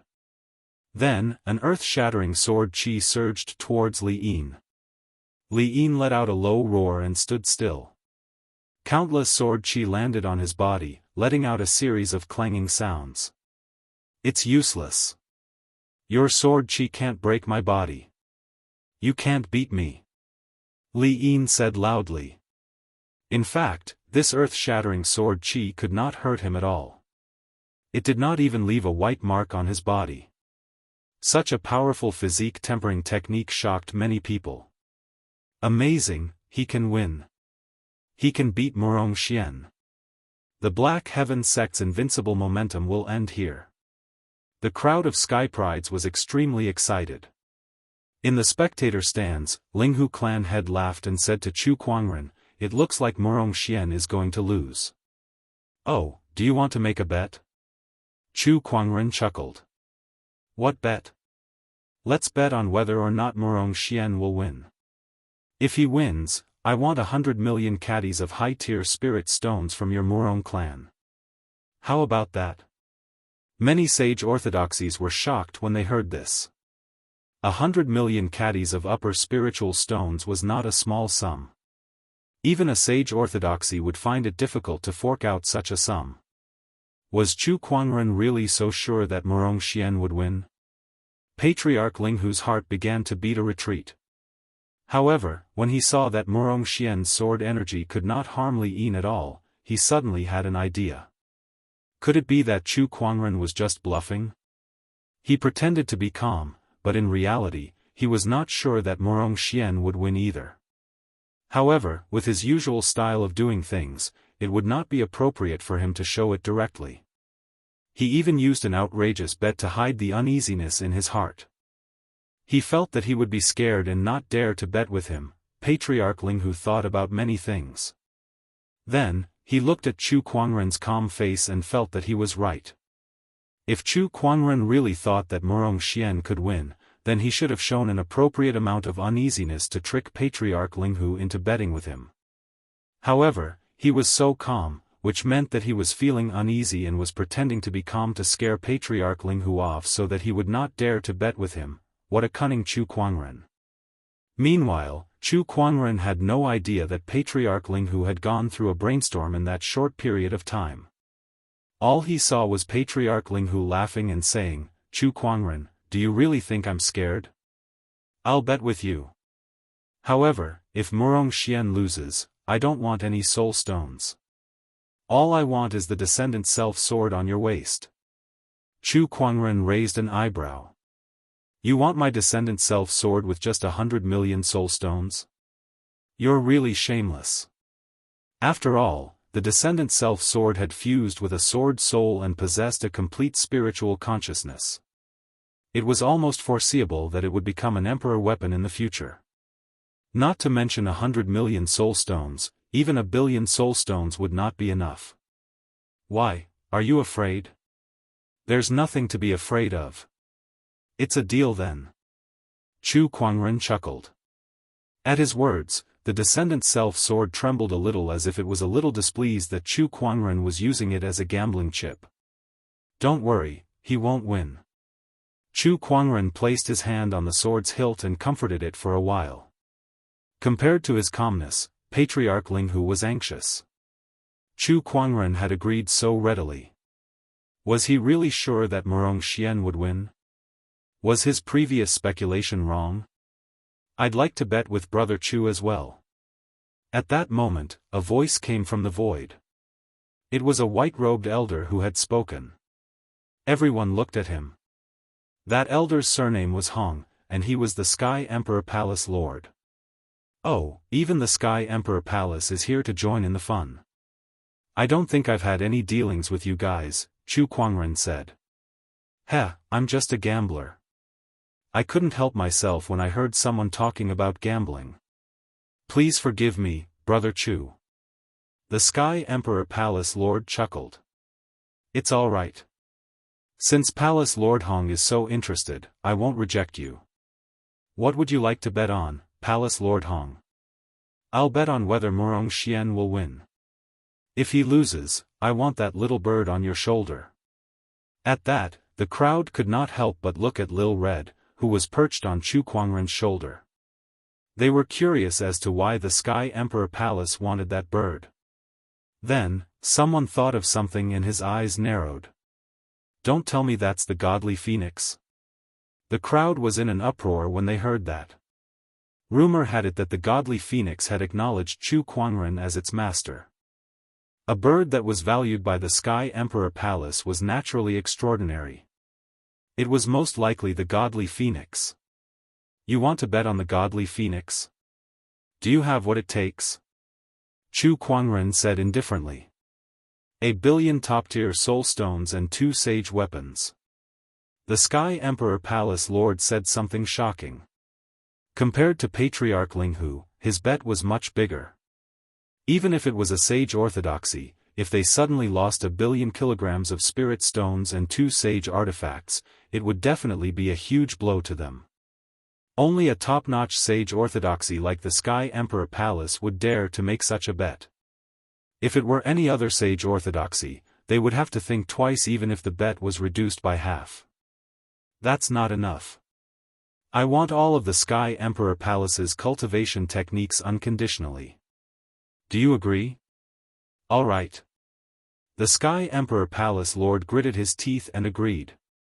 Very well. Is there anyone else who wants to bet with me? The other sage orthodoxies looked at each other. They glanced at Murong Xian, Li Yin, and then at the Sky Emperor Palace Lord. Seeing that he dared to bet with Chu Kuangren, it seemed like he had a high chance of winning. I'll bet 300 million top-tier soul stones with Brother Chu. If Murong Xian loses, I want the Black Heaven sect sage techniques. I don't need many, just 3 will do, the Daoist School of Dedication sect leader said. He had great confidence in Li Yin. He knew how terrifying the Black Emperor indestructible physique was, and he was certain that Murong Xian would not win. Deal, Chu Kuangren said. I'll bet 2. If Murong Xian wins, the Overlord Sage tribe will give you 200 million top-tier soul stones. If he loses, I want your elusive mirage. 200 million isn't enough, I want 500 million. All right. The Overlord Sage tribe leader gritted his teeth and said. Since everyone is so interested, the Thunder Falcon tribe shall join in the fun as well. If Murong Xian loses, I want 100 million top-tier soul stones from the Black Heaven sect. If not, the Thunder Falcon tribe will give you 100 million top-tier soul stones. Sure. Chu Kuangren nodded. Huh, sect leader Chu is so generous. I'll join in the fun as well. Just like the Thunder Falcon tribe, I'll bet 100 million top-tier soul stones. Why don't I join in as well?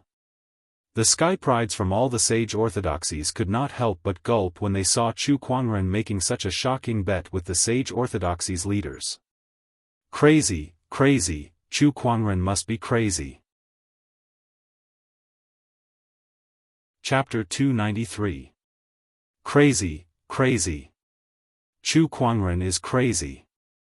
The Sky Prides from the sage orthodoxies were dumbfounded when they saw how Chu Kuangren had made such a shocking bet with their sect leader. They could not believe that Chu Kuangren would dare to do such a thing. Out of the 24 sage orthodoxies present, 15 of them had made a shocking bet with Chu Kuangren. More than half of the sage orthodoxies wanted to take this opportunity to suppress the Black Heaven sect, or rather, suppress Chu Kuangren. This was because the Black Heaven sect's strength had made them feel threatened. Oh my God, if the Black Heaven sect loses, I'm afraid it won't just be a matter of breaking their bones. They'll be heavily injured. This is crazy. This Chu Kuangren is crazy. Where does he get his confidence from? At that moment, the 13th prefect, who was one of the judges, came before Chu Kuangren and smiled. I'd like to make a bet with Brother Chu as well. Oh, a judge wants to make a bet too? Heh, I'll bet 100 million top-tier soul stones with my name. What do you think? The 13th prefect smiled. To him, Murong Xian was bound to lose, so there was no reason for him to let go of such a great opportunity to make a fortune. 100 million top-tier soul stones was almost all he had in the past few years, but he felt that he would definitely win. He had read some records about the Black Emperor indestructible physique, so he knew how powerful it was. There was no way he would lose to Murong Xian. Sure. Chu Kuangren nodded. All right. The 13th prefect was delighted. He returned to the judge's booth, but the 11th and 12th prefects looked at him with displeasure.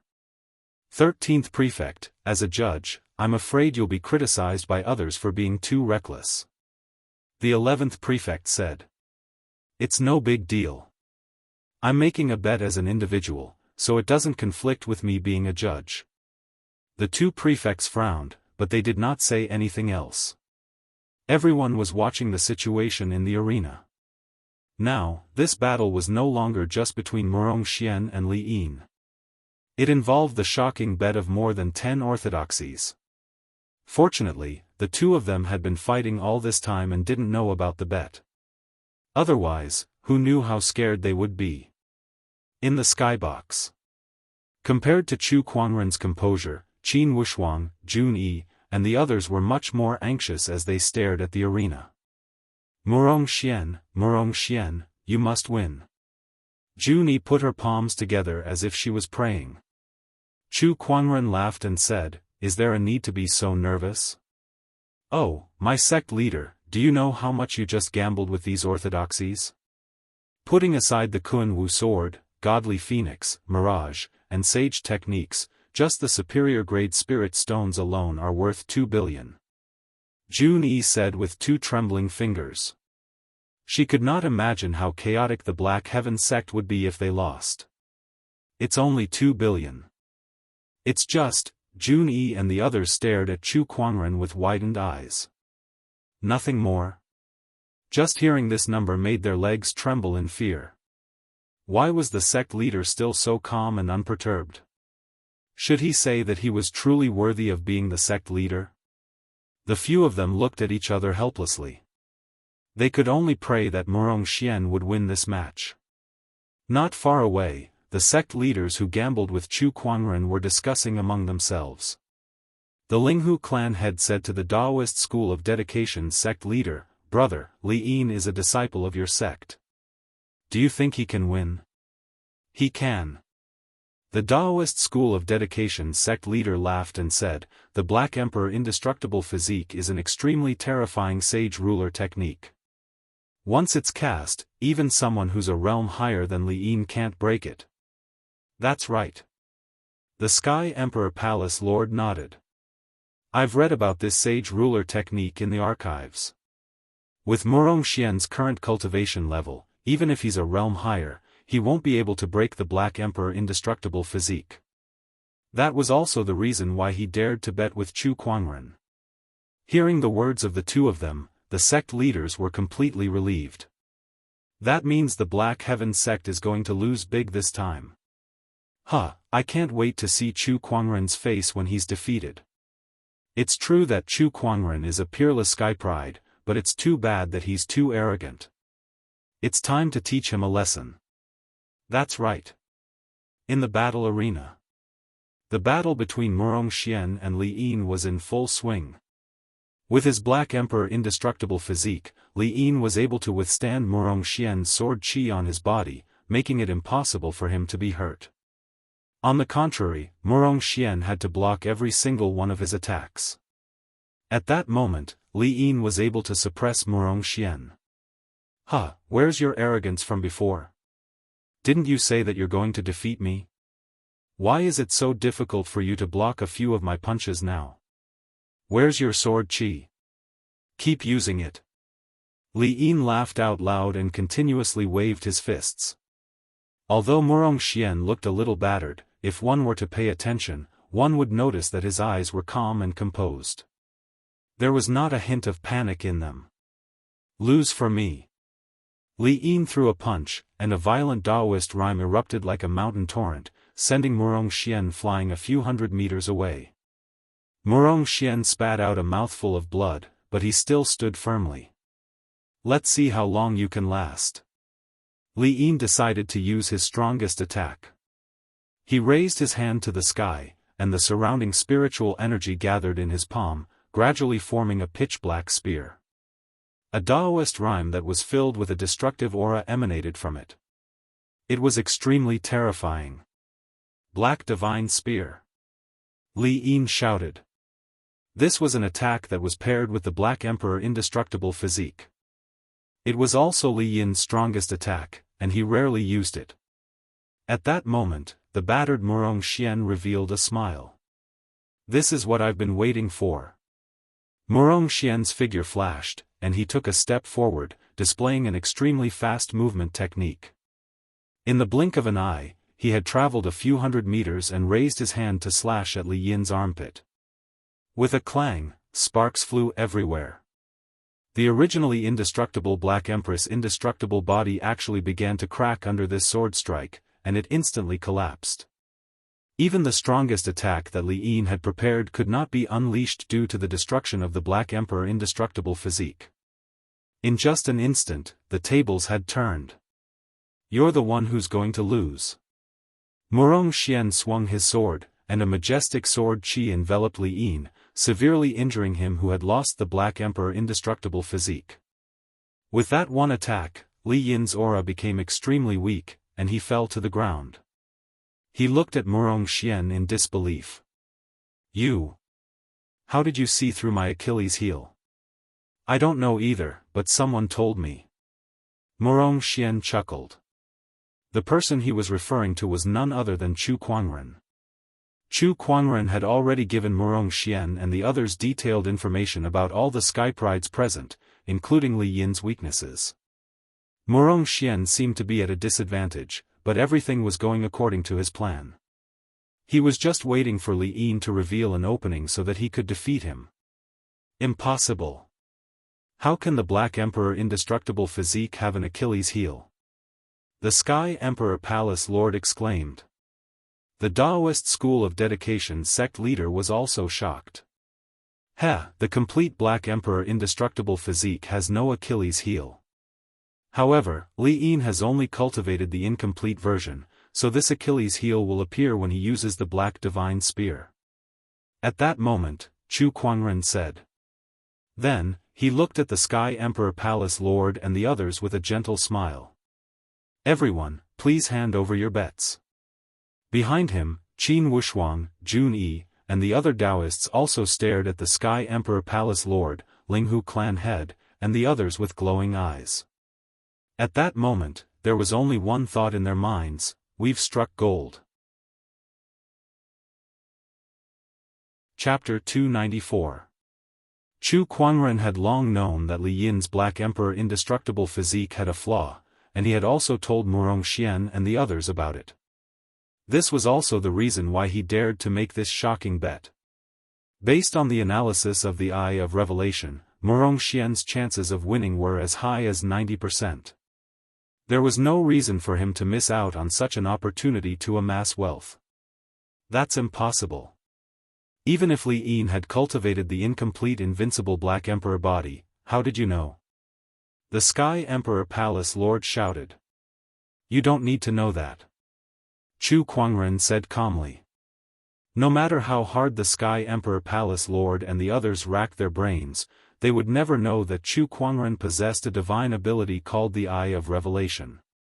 Sect leader Zhao, Li Yin's Black Emperor indestructible body has a flaw, why didn't you tell us? Someone questioned the sect leader of the Daoist school of dedication. Li Yin was a disciple of Dao school of dedication. The headmaster of the Daoist of dedication was furious. How would I know? Think about it. If you had such a flaw, would you tell anyone else? The person who questioned him was instantly speechless. Indeed, this kind of flaw, other than himself, had to be kept a secret even to those closest to him. How could he casually tell others? Then how did Chu Kuangren find out? There were still people who were puzzled. However, they had no choice but to face a problem. They owed Chu Kuangren a huge amount of gambling money. Damn it, damn it. My 100 million upper spiritual stones are gone just like that. You're only worth 100 million. I'm betting 300 million high-grade spirit stones with this guy. It's gone just like that. My heart hurts so much. All the sect masters of the orthodoxies had long faces, their hearts bleeding. Especially the Sky Emperor Palace Lord. His bet with Chu Kuangren was the biggest. In order to obtain the godly phoenix, he had bet 1 billion top-tier soul stones, 2 sage weapons, and even promised to give Chu Kuangren access to all of the Sky Emperor Palace's cultivation techniques. If it was fulfilled, the Sky Emperor Palace Lord felt a little dizzy. It was too terrifying. It was simply too terrifying. Those sage orthodoxies who did not bet with Chu Kuangren secretly heaved a sigh of relief, glad that they did not get involved. This Chu Kuangren was too strange. Under the circumstances where no one was optimistic about Murong Xian's chances, he had dared to make such a shocking bet with the orthodoxies. Most importantly, he had actually won. In the adjudicator's booth, the 13th prefect's face instantly turned pale. He had also bet 100 million top-tier soul stones with Chu Kuangren. After all, that was his entire savings over the years. Now, he was going to hand everything over to Chu Kuangren. How could he endure this? Damn it, how did Li Yin lose? Why did he lose? The 13th prefect was so angry that his face was cramping. The other two prefects shook their heads and said nothing. He only had himself to blame. At the same time, they were shocked. Chu Kuangren had struck gold this time. He's rich. Chu Kuangren has struck gold this time. The Sky Emperor Palace alone bet 1 billion upper-grade spirit stones with him. The other orthodoxies also bet a few billion. Everyone looked at Chu Kuangren with envy, jealousy, and hatred. How much did you offer? Chu Kuangren looked at the Sky Emperor Palace Lord and the others with a faint smile. A total of 4.5 billion upper-grade soul stones. At that moment, Jun Yi, who was standing behind Chu Kuangren, said with glowing eyes. When Chu Kuangren made the bet with the orthodoxies, she had already memorized all the numbers. Chu Kuangren looked at her approvingly before he looked at the crowd and said, "What are you waiting for? Do you want me to collect them myself?" Sect leader Chu, we can't fork out the 100 million upper-grade soul stones that we promised you at the moment. We only have 50 million here. Can you write an IOU for the rest? One of the orthodoxies asked. Sure. Chu Kuangren nodded. Sect leader, let me write it down for you. Jun Yi immediately took out a pen and paper and said excitedly. All right. The other orthodoxies also fulfilled their end of the bet. However, the bet was too big, and they did not have that many soul stones with them.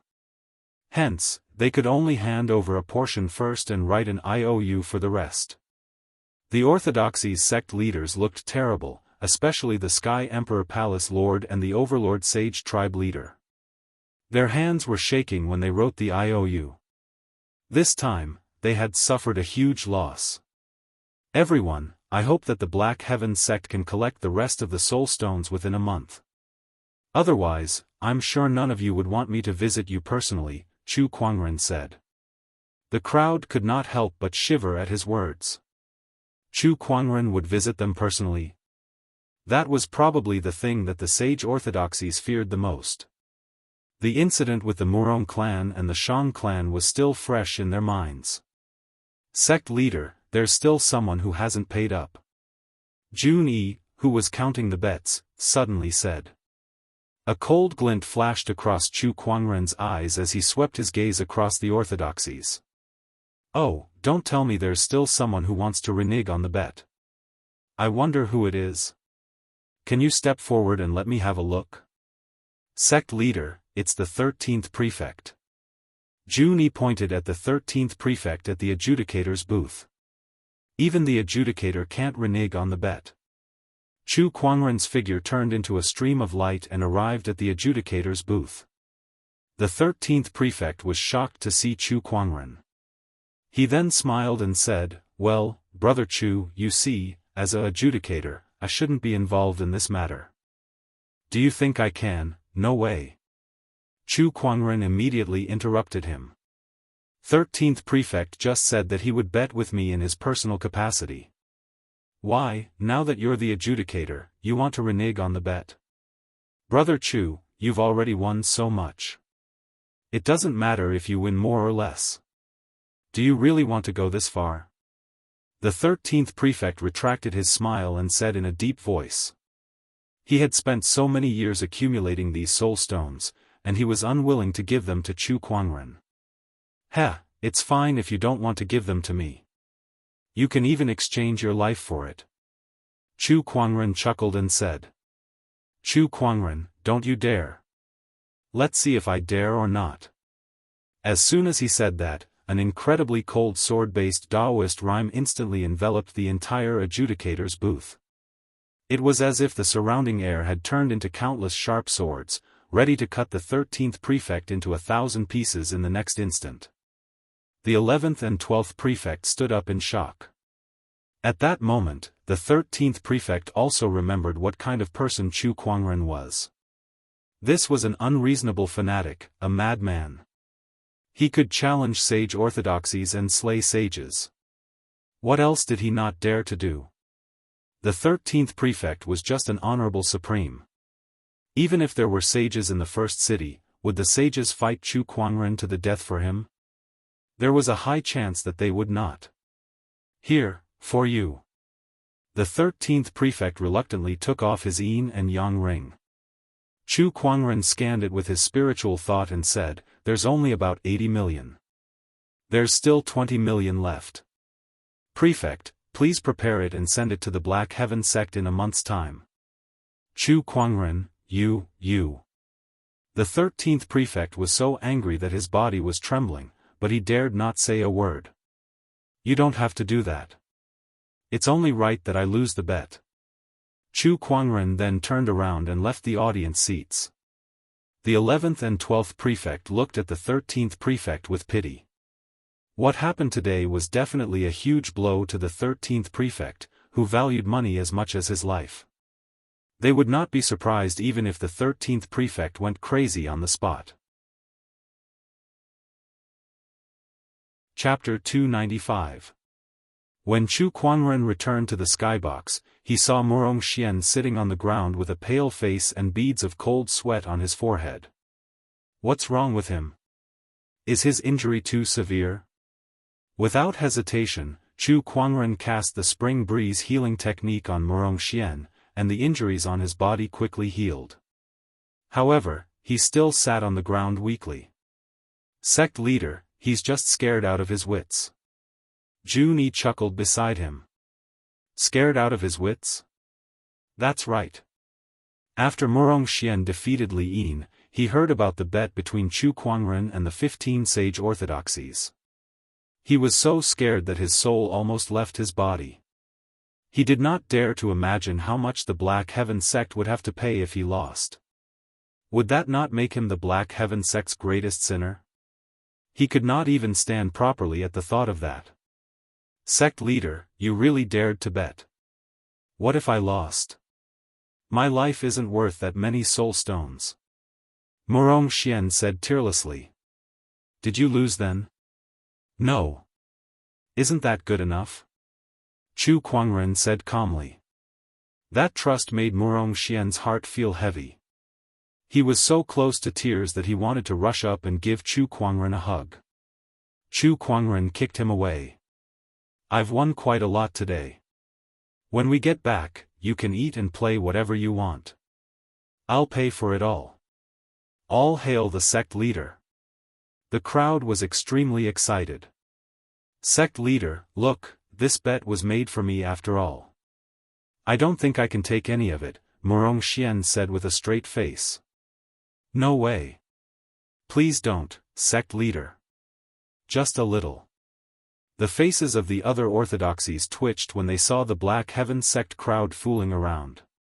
Yet, they could not do anything to them. In the judge's booth, the 13th prefect was no longer in the mood to host the competition, so the 12th prefect announced on his behalf, since only 2 participants from the Black Heaven sect have advanced to the 4th round of the 3rd segment, the Black Heaven sect will automatically add another 10 points. The 3rd segment of the competition has ended. Now, let me announce the points of each orthodoxy. Please take a look. As soon as the 12th prefect finished speaking, a light screen appeared in the air. On it was a list of the points obtained by each orthodoxy in each segment. Among them, the Black Heaven sect had an absolute advantage of 235 points, while the Overlord Sage tribe was in second place with 140 points. There was a gap of almost 100 points between them and the Black Heaven sect. Oh my god, the Black Heaven sect is too amazing. That's right, no one can stop the Mysterious Sky sect. The Mysterious Sky sect will definitely be the champion of this hegemony tournament. I think so too. Too strong. The Black Heaven sect is invincible. The other orthodoxies frowned when they saw the difference in points. Since the beginning of the competition, the Black Heaven sect had maintained a dominant lead in every segment. This was especially true in the second segment, where Lan Yu fought against 100 opponents all by herself and obtained 156 points. Currently, the Black Heaven sect's points had far surpassed the other orthodoxies. If they allowed their opponents to continue winning like this, it was almost certain that the Black Heaven sect would become the champion of this championship. The Sky Emperor Palace, the Overlord Sage Tribe, and the Tempest Mountain sect leaders did not look too good. Although they were also in first place in their respective groups, the Black Heaven sect's performance was many times stronger than theirs.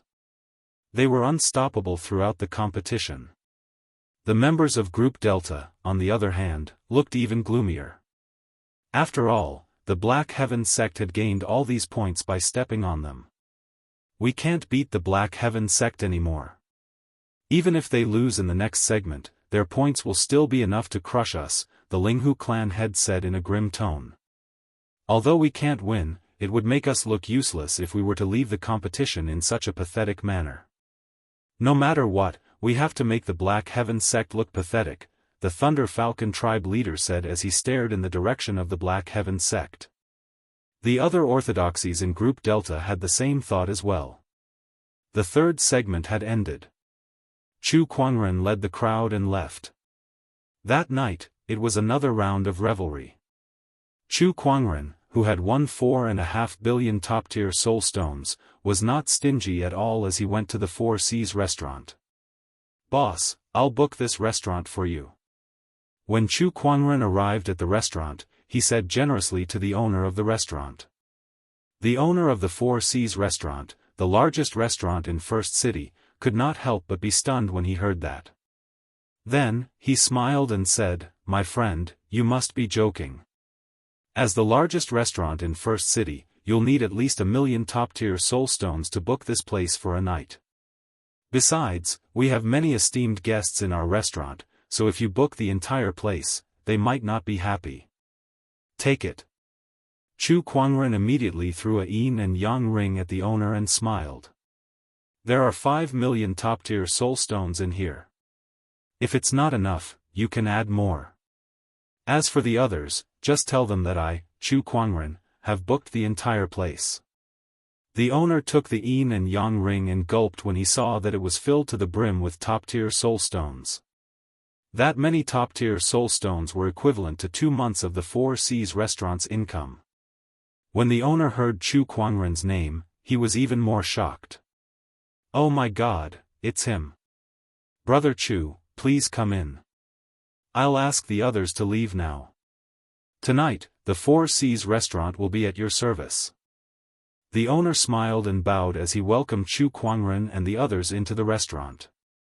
Meanwhile, the waiters in the restaurant began to chase the guests away. The people who were enjoying their meals suddenly became displeased. "Who's so arrogant to book the entire place? The Four Seas restaurant too." Last time, a Sage Orthodoxy's sect leader wanted to book the entire place, but they didn't even let them. How can they do it this time? I haven't even finished my meal.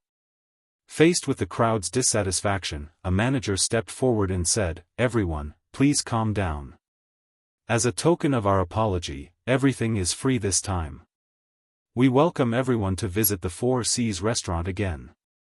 Manager Wang, "Who's so arrogant to book the entire place?" one of the First City's disciples asked in dissatisfaction.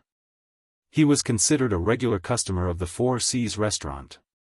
Over the years, he had only seen a handful of people who could book the entire Four Seas restaurant.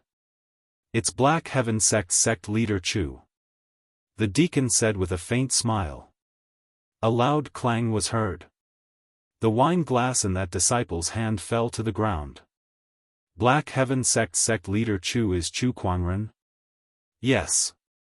"Oh, so it's him. Forget I asked anything then.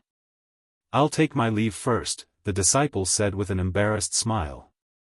When the others heard that it was Chu Kuangren who booked the entire place, they immediately calmed down.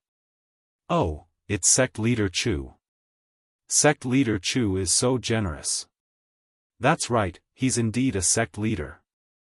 Since sect leader Chu has such an interest, we won't disturb him. We'll take our leave first." No one dared to object to Chu Kuangren booking the entire place. Even the top cultivator clans in the first city did not dare to act presumptuously upon hearing the name Chu Kuangren. Time to go, Manager Wang sent the crowd out. Outside the restaurant, a few people walked towards them. Manager Wang walked up to them and said, "Everyone, I'm sorry. Our restaurant has been booked by sect leader Chu today, so we're not receiving any guests." Which sect leader Chu is so arrogant? These people were the sky prides from a few orthodoxies. They had lost in the competition today and were planning to drink away their sorrows at the Four Seas restaurant. They did not expect that someone would book the entire place. Lei Mingtian could not help but frown in dissatisfaction. Beside him, Lady Snowflake's heart skipped a beat. Sect leader Chu, the Black Heaven Sect's sect leader Chu. That's right. The Sky Prides felt even more aggrieved. Not only did they lose to Chu Kuangren, but they also wanted to drink away their sorrows when the entire restaurant was booked by Chu Kuangren. How could they live like this? Chapter 296. F***CK, the Black Heaven Sect is too arrogant. Yeah, they're arrogant during the competition, and they'll be even more arrogant after the competition. No, I must find a way to teach them a lesson. Sigh, the Black Heaven Sect is so powerful now. Who else has the ability to make them suffer? This is too difficult. There's still a way. At that moment, a cold smile appeared on Lei Mingtian's face. Everyone looked at him. Come, let's talk somewhere else. Lei Mingtian said, and everyone left the Four Seas Inn. Sigh, the tallest tree in the forest will be destroyed by the wind. Chief Wang looked at Lei Mingtian and the others as they left, then looked at the Black Heaven Sect members in the inn who were having a good time. He could not help but sigh. Inside the inn, all kinds of wine and delicacies were laid out on the table. Murong Xian and the others were beaming with joy. Don't drink too much, we still have the competition tomorrow. Nangong Huang looked at everyone and said worriedly. I'm happy. Murong Xian put down his wine jar and laughed. Yeah, Nangong Huang, you left early, so you didn't see the faces of those sect leaders today. They were as black as the bottom of a pot. Jun Yi added. Hearing this, Nangong Huang was indeed a little regretful. Such an earth-shattering gamble was a once-in-a-lifetime opportunity. How could he miss it? Let them drink, I have a hangover pill here. Chu Kuangren smiled at Nangong Huang. Since the sect leader has spoken, let's all drink. Murong Xian laughed. Nangong Huang shook his head helplessly, then he said to Chu Kuangren, Sect leader, tomorrow is the fourth segment of the championship. It's the team competition, the last segment of the group competition. With our current points, we're basically guaranteed to stand out. Under such circumstances, the other orthodoxies in Group Delta might do something out of line in order to save face. Chu Kuangren nodded slightly at Nangong Huang's words. This is foreseeable, but it's at this point that we can test the results of your training over the past few months. Let them come, we're not afraid at all. Murong Xian laughed. The others also had confidence in their eyes. They had prepared far too much for this championship. Under Chu Kuangren's training, they had even narrowly escaped death many times. If they did not win this championship, they would be letting themselves down, and they would be letting down Chu Kuangren, who had been worrying about them for the past few months. Sect leader, just you wait. In order to thank you for your training over the past few months, we'll give you the championship of this hegemony competition as a gift. Murong Xian said with determination. Then I'll be waiting. Chu Kuangren smiled. He himself did not care about the championship, but this championship was a chance for Murong Xian, Nangong Huang, and the others to hone their skills. If they could win the championship, it would be a great encouragement to them, and it would help them establish a brave and diligent Daoist heart. This kind of mental breakthrough was very important to their future cultivation. It was more precious than any elixir. At the same time, this was also the reason why the other orthodoxies felt threatened and dissatisfied with the Black Heaven sect's strength. The members of the Black Heaven sect were too domineering, and this had dealt a heavy blow to the Daoist hearts of the other sky prides. It was very likely that their Daoist hearts would be clouded and become traumatized. In the best-case scenario, their cultivation would be hindered, and in the worst-case scenario, they might even develop inner demons. In the first city, at the arena of the championship, the orthodoxies entered the arena one by one. Just like the past few days, the audience seats were filled to the brim. The only difference was that the majority of the audience was more concerned about the Black Heaven sect than the championship itself. They wanted to see if the Black Heaven sect could continue to be so strong and finish the championship in an invincible manner. I guess before the championship started, no one would have thought that the Black Heaven sect could come this far. It's just unbelievable. Yeah, the world only knows that Chu Kuangren is in the Black Heaven sect, but very few people pay attention to the others. As time goes by, everyone has developed a misconception that besides Chu Kuangren, everyone else is not worth mentioning. The Black Heaven sect's performance has given everyone a slap in the face.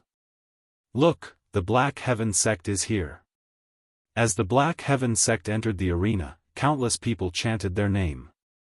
Meanwhile, Murong Xian, Nangong Huang, and the others held their heads high. Some of them even opened their arms to greet the audience proudly. The mouths of the other orthodoxies twitched when they saw that. The limelight of this championship was completely stolen by the Black Heaven sect. Aside from the Black Heaven sect, the other orthodoxies were reduced to the background. In the arena, the 13th prefect was no longer in the judge's booth. Perhaps he had lost so badly yesterday that he was no longer in the mood to host the championship. Instead, it was the 12th prefect who was explaining to the audience. The 4th segment of the championship is also the last segment of the group stage. This is a group battle, and each group will send 5 members each, for a total of 30 people. These 30 people will be transported to a certain place to engage in a free-for-all battle. Every time they defeat someone from another orthodoxy, they will be awarded 10 points. This segment will end when only one orthodoxy remains, and the orthodoxy with the highest points will advance to the semi-finals. When the 12th prefect finished speaking, he raised his hand and slapped the void. Suddenly, a circle of light appeared, and a surge of spatial energy spread from it. It was obvious that this circle of light was connected to another dimension. It was similar to a secret realm constructed by a sage. Now, may the members of Group Alpha please send their members into the arena. The 12th prefect said. Soon, the 6 sage orthodoxies of Group Alpha each sent out 5 members, and each of them received a bracelet from the 12th prefect. The bracelet was a teleportation device. Once they were sure that their lives were in danger, they could use the bracelet to teleport out of the circle of light. Of course, this would be regarded as a failure. One by one, the sky prides entered the circle of light. More than 10 light screens appeared in the sky above the arena. Each light screen showed a small town in the middle of the night, and a blood moon hung high in the sky. The blood-red moonlight shone on the small town, making it look rather eerie. This was the secret realm, Blood Moon Ancient Towns. The sky prides who entered the circle of light also appeared in different parts of the Blood Moon Ancient Towns. They were not teleported together, but were randomly sent to different corners of the town to prevent a free-for-all from breaking out at the beginning. Otherwise, what would the audience watch if it ended so quickly? Look, the Overlord Sage tribe is going to clash with the Yiksha tribe. They're going to clash, and they're going to fight. Someone exclaimed. On the light screen, the sky prides from 2 different orthodoxies met and began to fight. In the end, one of them was beaten so badly that he could not get up. The winner was awarded 10 points. Group Alpha's matches lasted for half a day, followed by Group Beta, Group Gamma, and finally Group Delta, which everyone was looking forward to. Or rather, it was the Black Heaven sect who was in Group Delta. To the crowd, the winner of Group Delta was already confirmed to be the Black Heaven sect, but they still wanted to see what kind of amazing performance the Black Heaven sect had. The 5 representatives of the Black Heaven sect stepped forward and stood before the circle of light. They were Nangong Huang, Murong Xian, Jun Yi, Jin Fian, and finally, Lan Yu. Chapter 297. Look, it's young Emperor Lan Yu. She's also going to participate in this battle.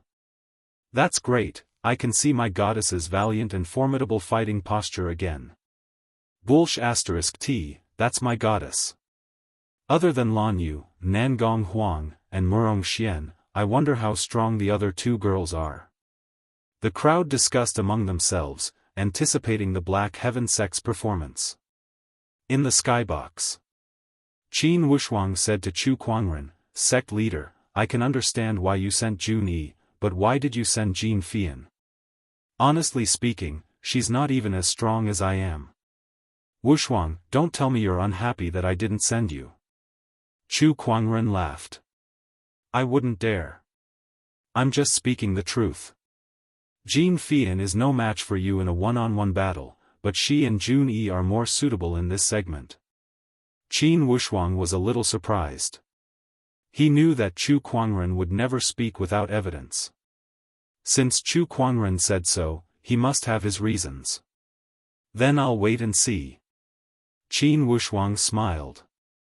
In the arena, the crowd entered the circle of light after collecting their bracelets. Soon, the people from several orthodoxies appeared in the Blood Moon ancient towns. The moon looks so round. Jin Fian looked at the blood moon in the sky. The creepy red moonlight made her shiver uncontrollably. She took out a sword. It was a gorgeous fiery red longsword. Jin Fian channeled her spiritual power into the longsword, and it vibrated before the hilt turned in a certain direction. Oh, over there.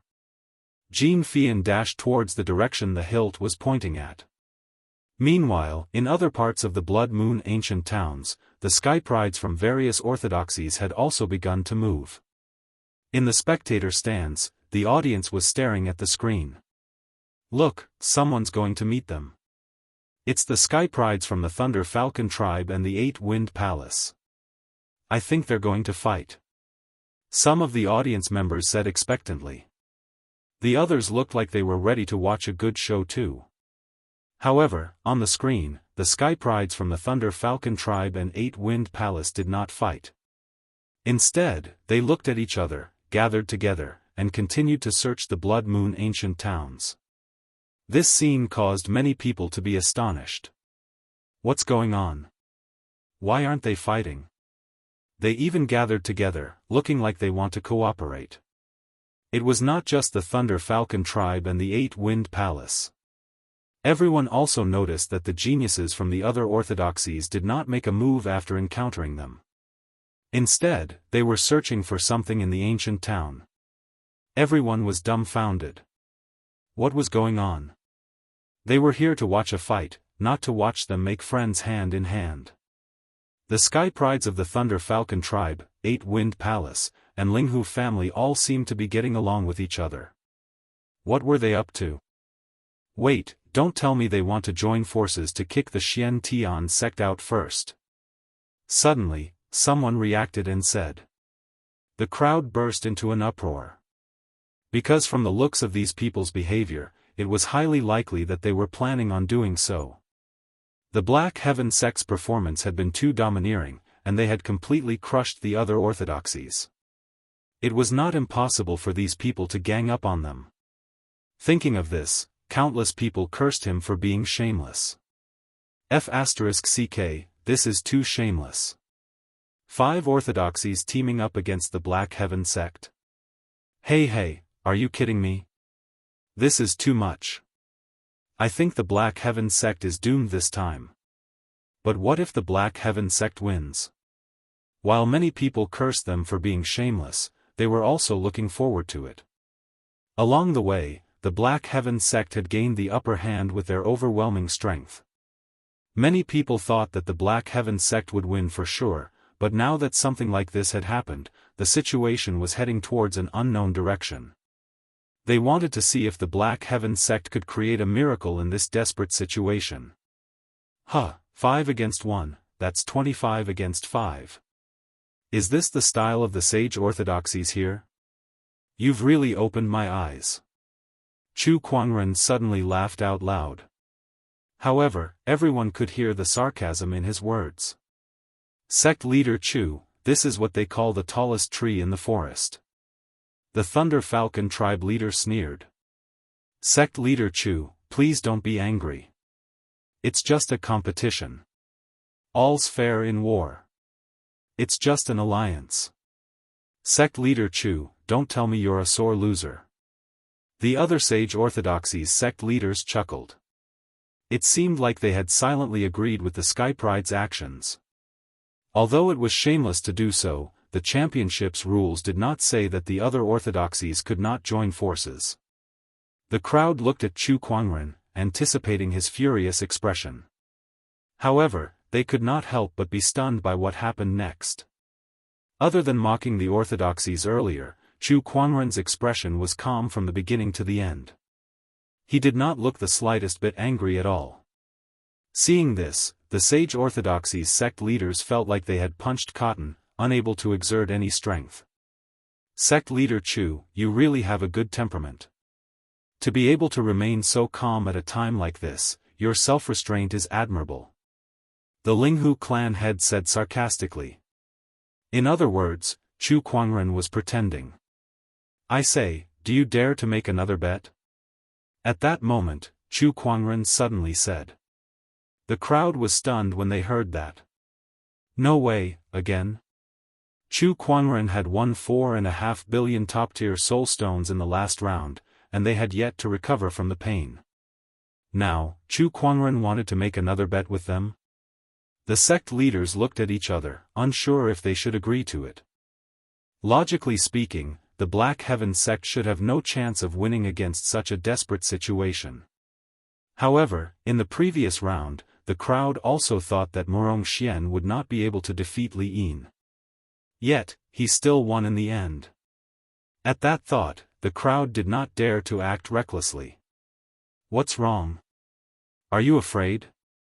I've won so many soul stones, are you guys so willing to give up on winning them back? Chu Kuangren sneered. Many people were infuriated when they heard that.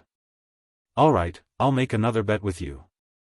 I bet that the Black Heaven sect will not last until the end, so I'll still bet 100 million top-tier soul stones. The Linghu clan head said loudly. He was furious. I want to make a bet too. I don't believe that the Black Heaven sect can turn the tide again. The Overlord Sage tribe, Sky Emperor Palace, and Thunder Falcon tribe also voiced out. The other orthodoxies looked at each other. No one dared to make a bet with Chu Kuangren anymore. If they lost, they would not be able to afford it even if they were sage orthodoxies. Thunder Falcon tribe, Sky Emperor Palace, Linghu clan, and Overlord Sage tribe, it seems that you guys are the only ones left. Very well. Chu Kuangren smiled. Behind him, the few Daoists looked at each other helplessly. My heart won't be able to take it if I stay with you, sect leader. It's just too exciting, Zhuahan said. It turns out that gambling is addictive. Shang Qingshu sighed too. They looked at the light screen. Behind the Blood Moon ancient towns, a few people were heading towards Jin Fian's direction. It seemed that they would meet soon. It seems that the Black Heaven sect will have to eliminate one of them first. The Linghu clan head sneered. Let's wait and see, Chu Kuangren said calmly. I want to see how far you can keep up the act. Chu Kuangren ignored the others. He looked at the light screen and realized that besides Jin Fian, Lan Yu, Morong Xian, and the others were also preparing to face the combined attack of the other orthodoxies. Chapter 298. Inside the Blood Moon ancient towns. Jin Fian was looking for someone based on the guidance of her longsword.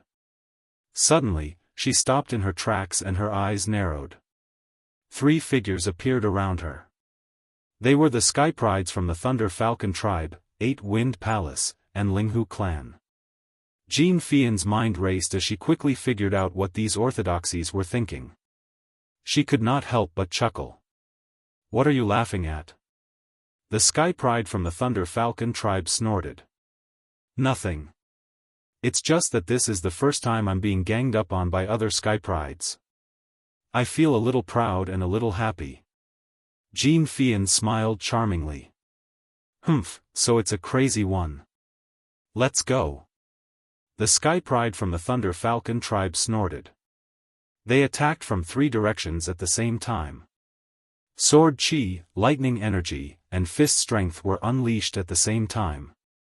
The long sword at Jean Fian's waist was unsheathed with a clang, and a fiery red sword ray surged out with a scorching heat wave.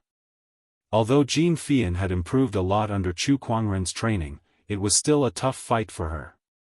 After exchanging a few blows, she dashed towards a certain direction. It's no use trying to escape.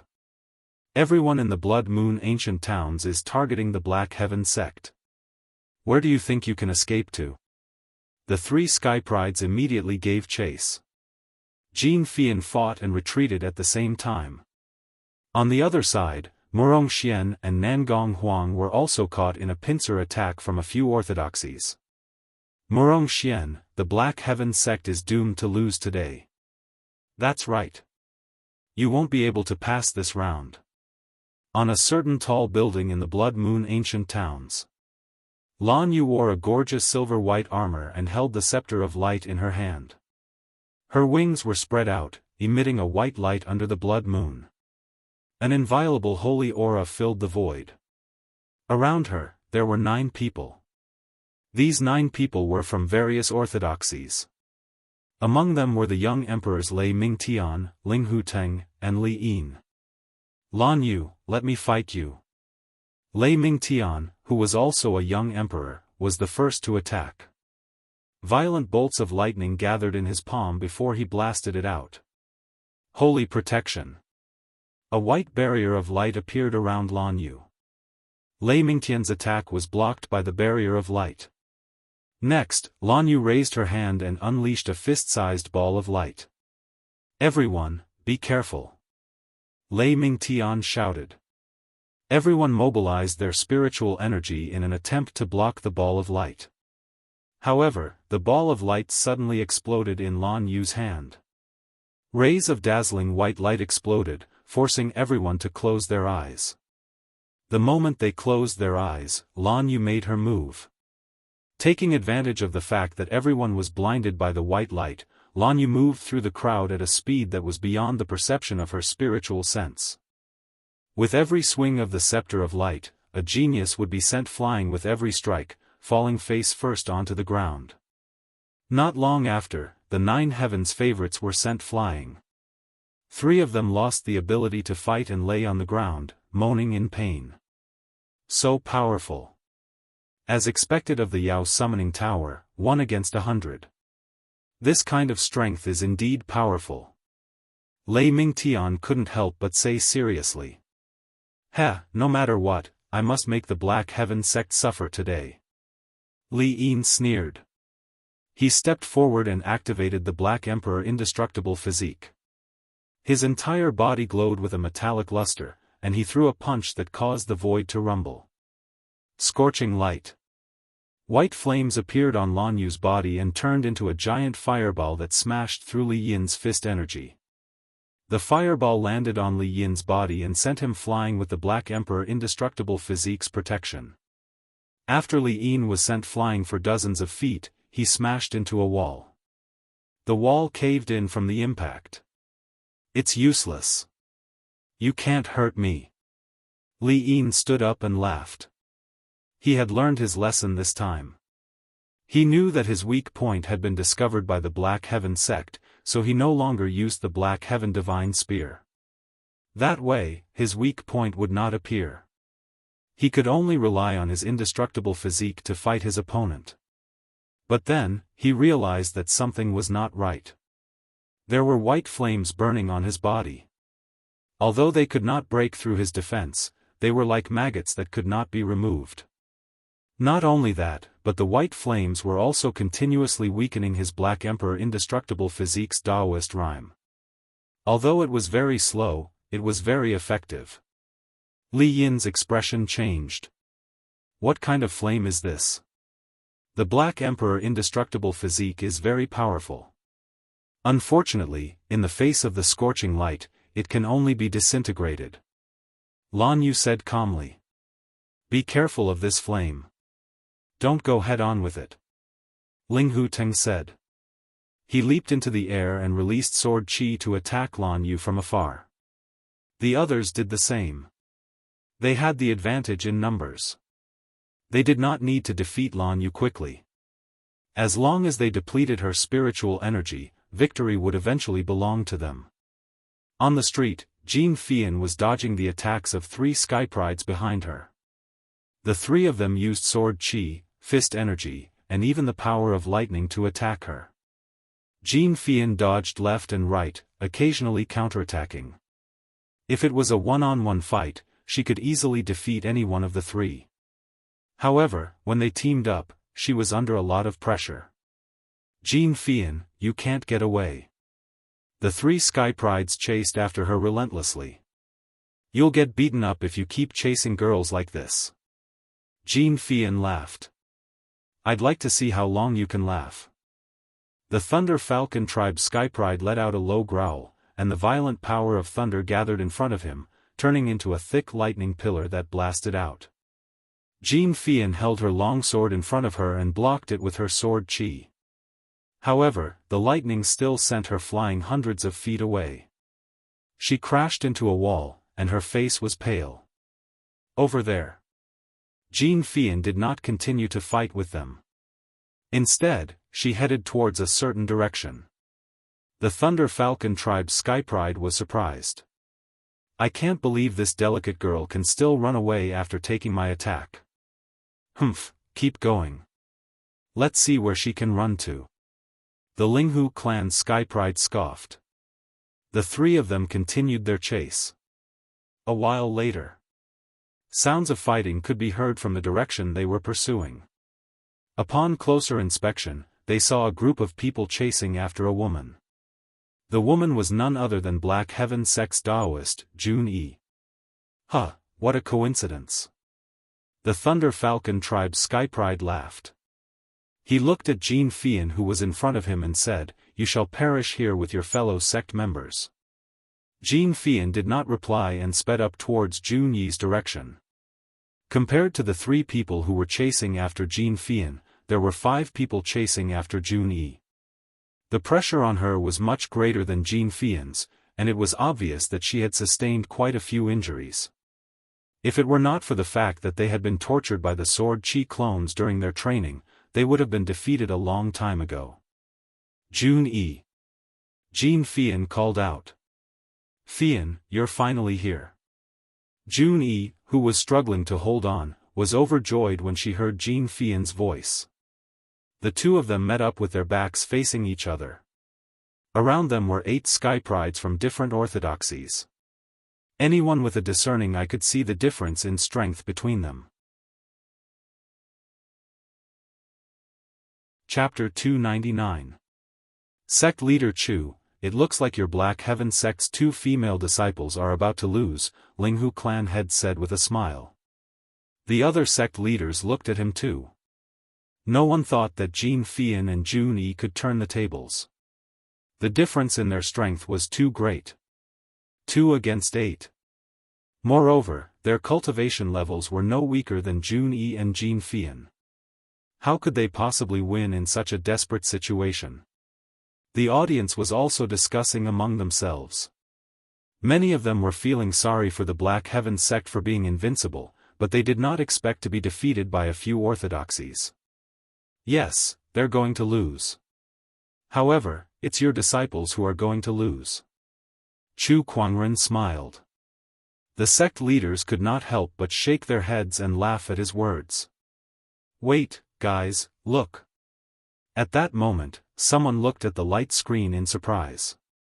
Jun Yi and Jin Fian, who were originally in a desperate situation, each emitted an incredibly mysterious Daoist rhyme. One was as hot as fire, while the other was as gentle as water. The two completely different Daoist rhymes were supposed to oppose each other, but they were now nestled together in a strange way. 1,000 miles true flame heavens. 3,000 gentle water drowns the heavens. Jin Fian and Jun Yi shouted in unison, and terrifying sword chi shot out with the two of them as the center. The sword chi was formed by the fusion of two completely different Daoist rhymes, and its power was several times stronger than a single Daoist rhyme. Under the impact of this power, the 8 sky prides were sent flying. The sword chi that was closest to them had their flesh torn apart, and their bones broken. They lost the ability to fight back on the spot. What's going on? How did their sword chi suddenly become so much stronger? It's a formation. This is some kind of joint attack formation.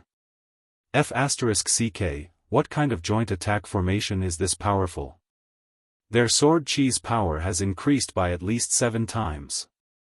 The sword chi on Jin Fian and Jun Yi's bodies circulated, and their Daoist rhymes resonated with each other.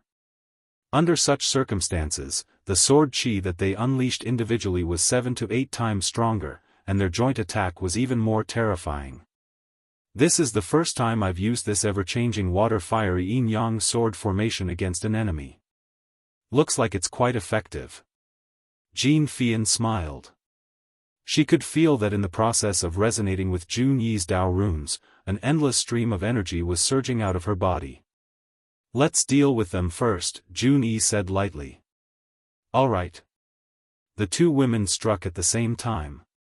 As he swung his long sword, a large amount of sword chi that contained the Daoist rhymes of water and fire circled in the air. The few sky prides present found it hard to defend against it. Falling in lightning.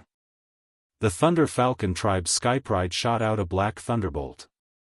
However, it was shattered by a sword chi.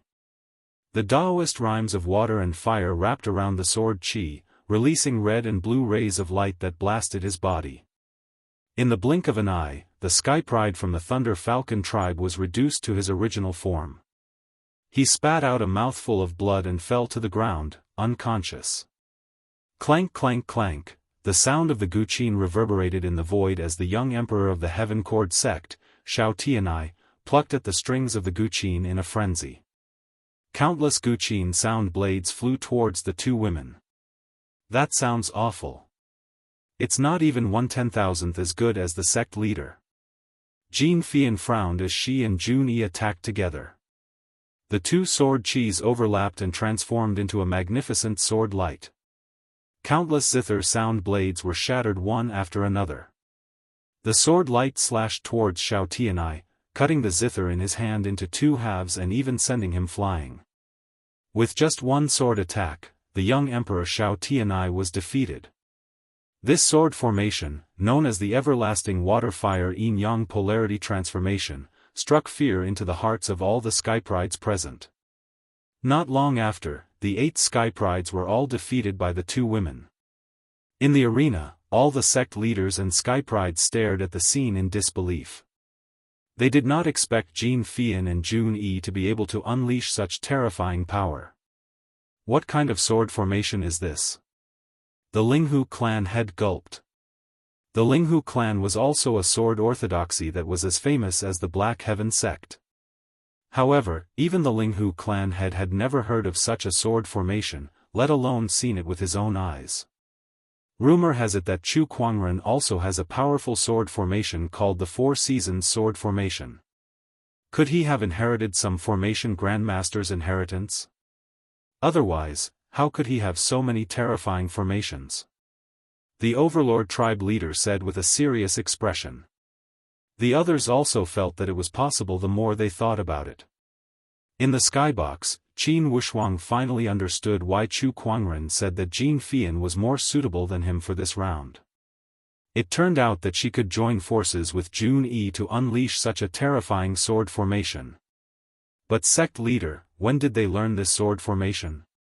Qin Wushuang asked in surprise. Not long after the training started, I had them learn this sword formation. I even greatly reduced the time they had to fight the sword chi clones.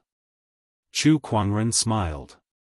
The everlasting water-fire yin-yang polarity transformation sword formation was a starlight grade sword formation that he had obtained from the gacha roll. It required 2 sword cultivators who cultivated both fire-based and water-based swordsmanship to unleash it. It just so happened that Jin Fian and Jun Yi fulfilled this requirement. Since they were both Daoists, their cultivation level and strength were similar, and they were close friends. They had great chemistry. In just over 2 months, under Chu Kuangren's guidance, they could already use this sword formation quite well. Wait a minute, sect leader. The Blood Moon ancient towns are randomly teleported. If they can't find each other, doesn't that mean they can't use this sword formation? Qin Wushuang had another question. Did you notice the swords in their hands? Swords? Qin Wushuang glanced at them. They've changed their swords. They didn't use these 2 swords before. That's right. These 2 swords came from the Black Heaven Sword Mountain and were forged using a material called the yin-yang stone. They are categorized into a yin sword and a yang sword. Both swords can sense each other, so there's no need to worry that they can't find each other, Chu Kuangren said. Qin Wushuang came to a realization. I see. Sect leader, you're such a genius. Everything is under your control. I'm impressed. I'm just making the necessary preparations for the championship. What kind of genius is that? Don't flatter me, kid. Although Chu Kuangren said that, it was obvious from the slight smile on Chu Kuangren's face that he enjoyed Qin Wushuang's flattery. Compared to Chu Kuangren's satisfaction, the Overlord tribe leader, Linghu clan head, and the Thunder Falcon tribe leader had a much worse expression on their faces. They had a feeling that they would lose this time as well. They suppressed their uneasiness and continued to watch the battle. I don't believe that the others can win. That's right. We don't know who'll have the last laugh. They once again turned their attention back to the Blood Moon ancient towns. However, the situation was not as optimistic as they thought. In the ancient towns, the Sky Prides who had surrounded Lan Yu had almost been defeated. Apart from Li Yin who was still struggling, the others were lying on the ground, wailing in pain. D****, how is she so strong? Li Yin stared at Lan Yu in disbelief. At this time, Lan Yu had also suffered quite a few injuries. However, with the scepter of light in her hand, her aura was unstoppable and intimidating.